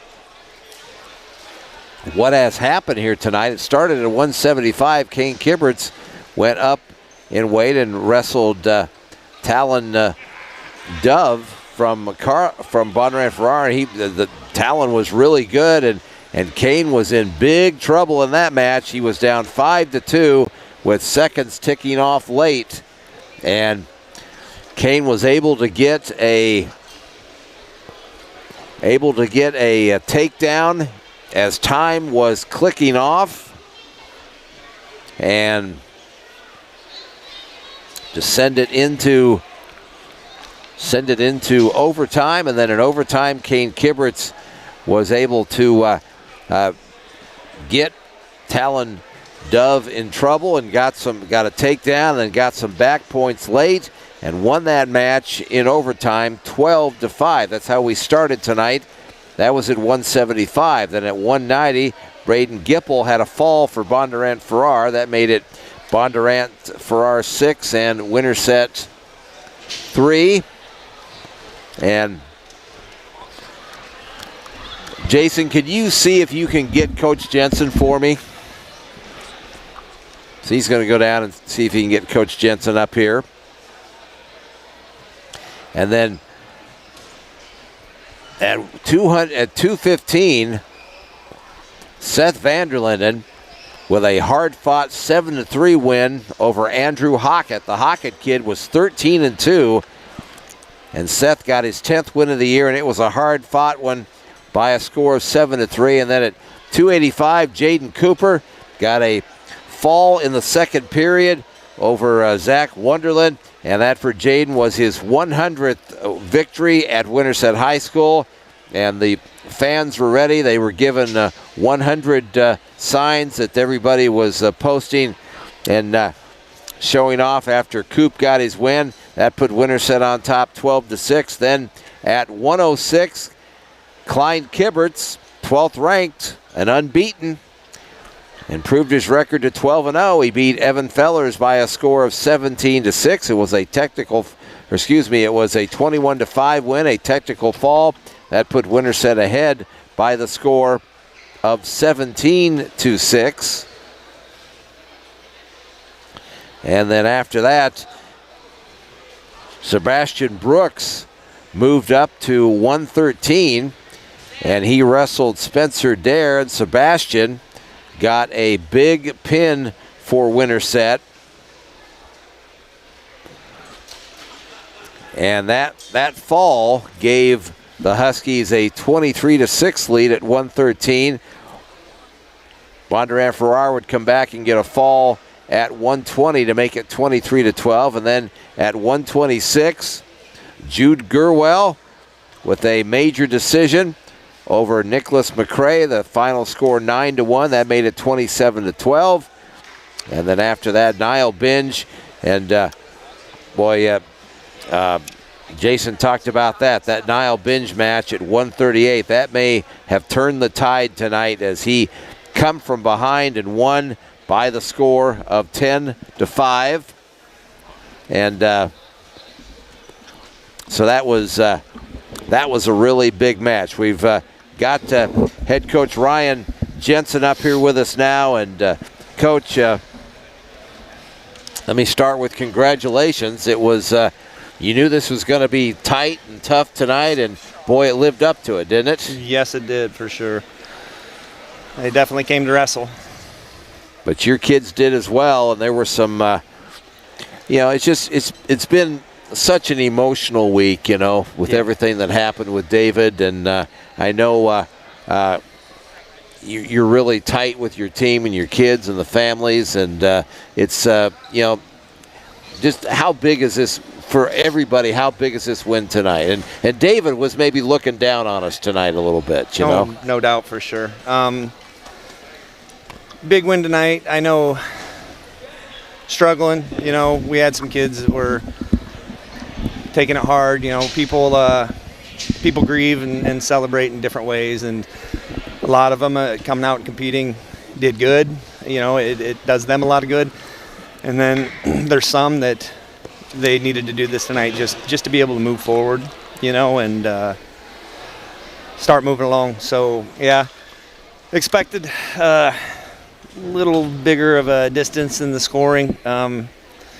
Some matches didn't quite go our way, but they did what they're supposed to do. We talked a lot about it. It's sometimes you gotta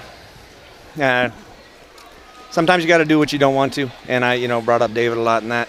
We're in there doing towel pushes and running sprints, and I know he probably didn't want to be there at the time, but he always pushed through, and I kind of use that as an example tonight. Well, let's start how this varsity matches started tonight. You moved Kane down to 175, and Man, he had a battle with the Dove kid, but he came back in the finals. I mean, there couldn't have been more than a second on the clock when he got that takedown, Ryan, to tie it up and send it into overtime.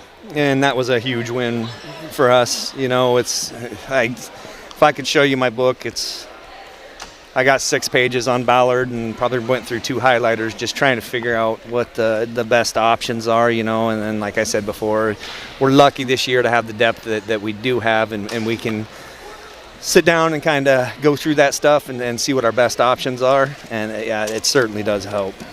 And then at 2:15, Seth Vanderlinden with that match with Andrew Hockett. That was a tight one as well, but Seth really pushed through in the third period and got a big 7-3 win for you. That was huge. Yeah, I would say that it's what we've been looking for from Seth all year. And you know, I talk about those guys that you know, in order to honor him and celebrate him, it's about competing. And I know Seth was really, really close with David, and that's exactly what he did tonight. And I think that's yeah, that definitely helped him move forward and honor and celebrate him.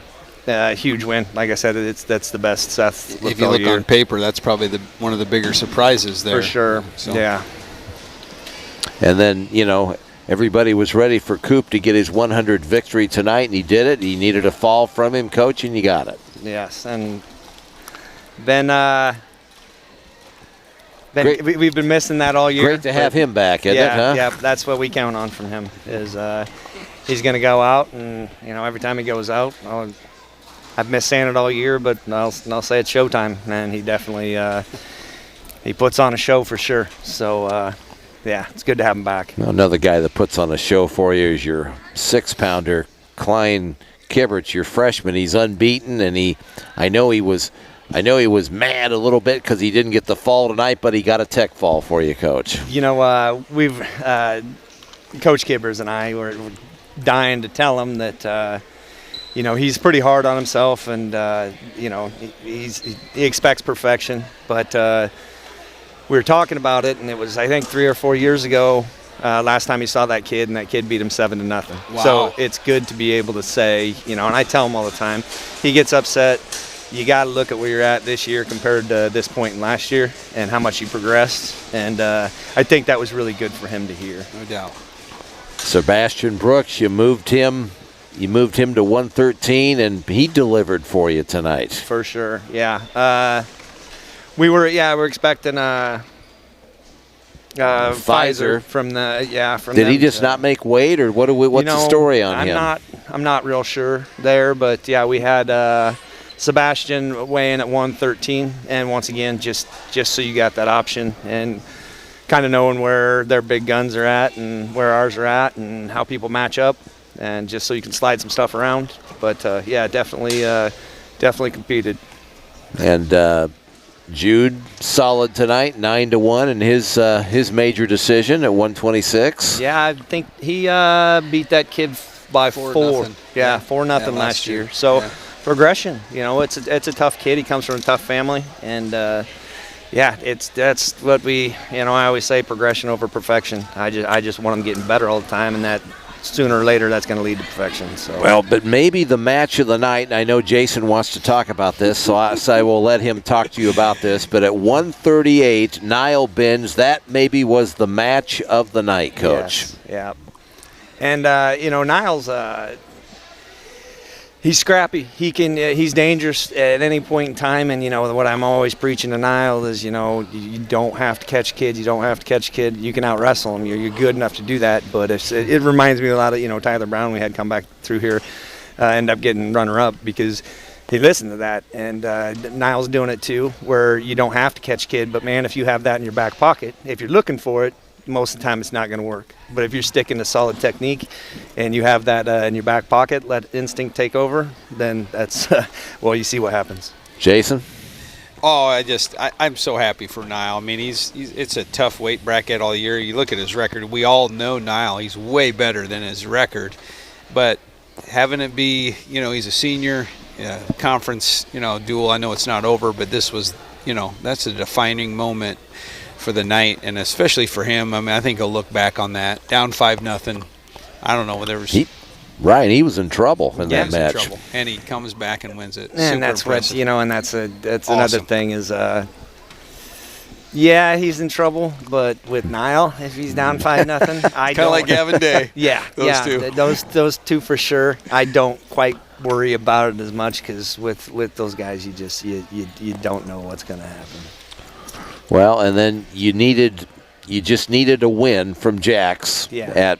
at 150 to seal the deal, and the Briley kid came at him really hard, especially at the end, but he got the job done. And Jax knew what he needed to do, and I don't know. I'd like to see him go out a little bit harder. I know he was nervous. I know how much he cares about the team. Yeah. I think if that wouldn't have been the match that was needed, I think that score would have been completely different. Yeah. But he was just looking to seal the win for the team. And the first time down at 150, I know.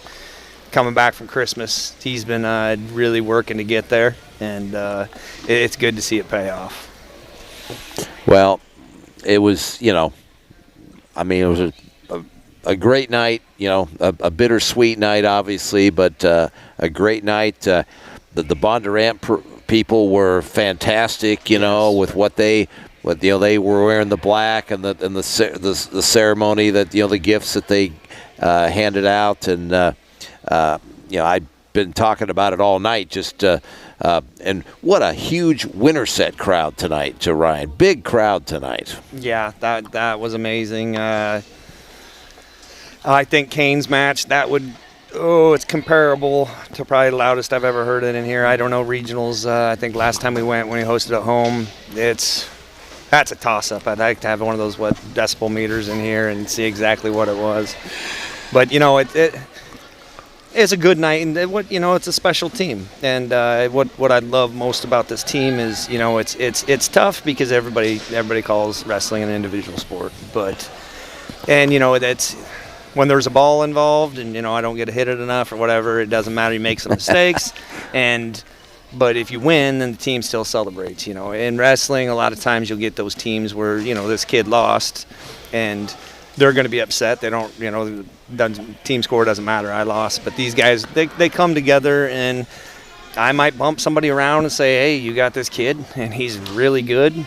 You might have had an easy kid, but we need you to do this. And the fact that they care more about that bottom score than the top one, where it's not just individual, but they care about what the team score is at the end. And the fact that they can still be upset about losing the individual match, but they see the bigger picture. And I've been looking to get that back here for a while, and we definitely have it.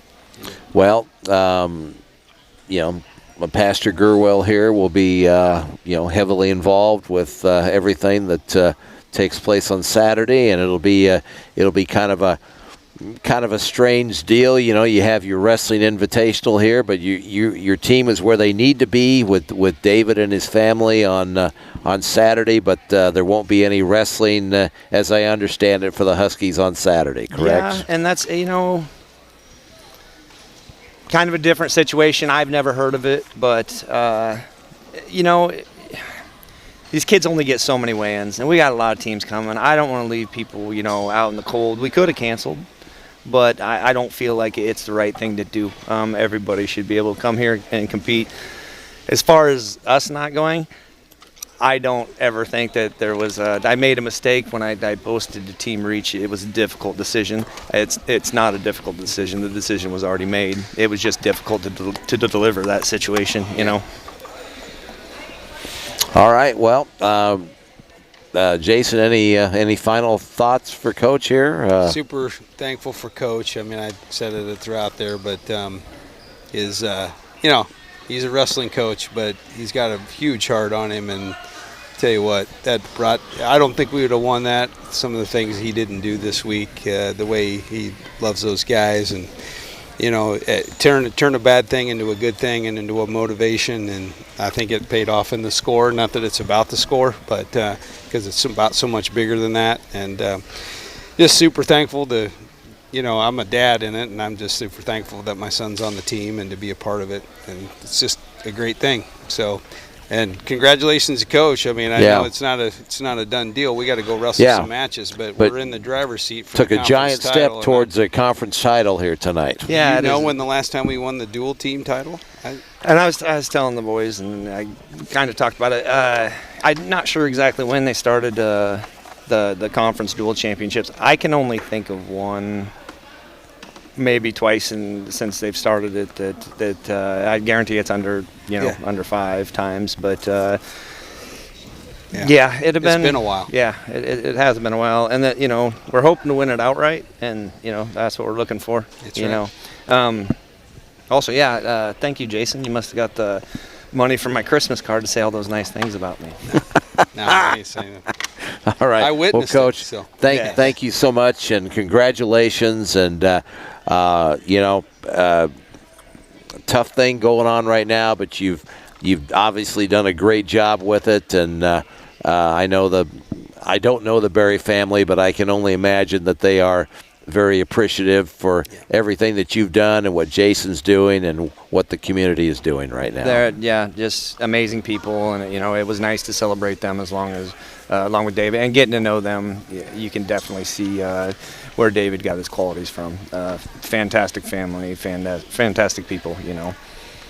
Okay, all right, Coach. Thank you very much, and good luck next week at Carroll, I believe, right? That's correct. So, good luck up at Carroll against the Tigers next Thursday night. That's going to wrap it up here tonight. Jason, thank you so much. Great job out of you. Enjoyed it. You did a super job. And thanks to Coach Jensen. Thanks to Alan Hansen. Alan Hansen Video Productions for all the great video here tonight. Thanks to all the Winterset fans that were here tonight. Fantastic turnout.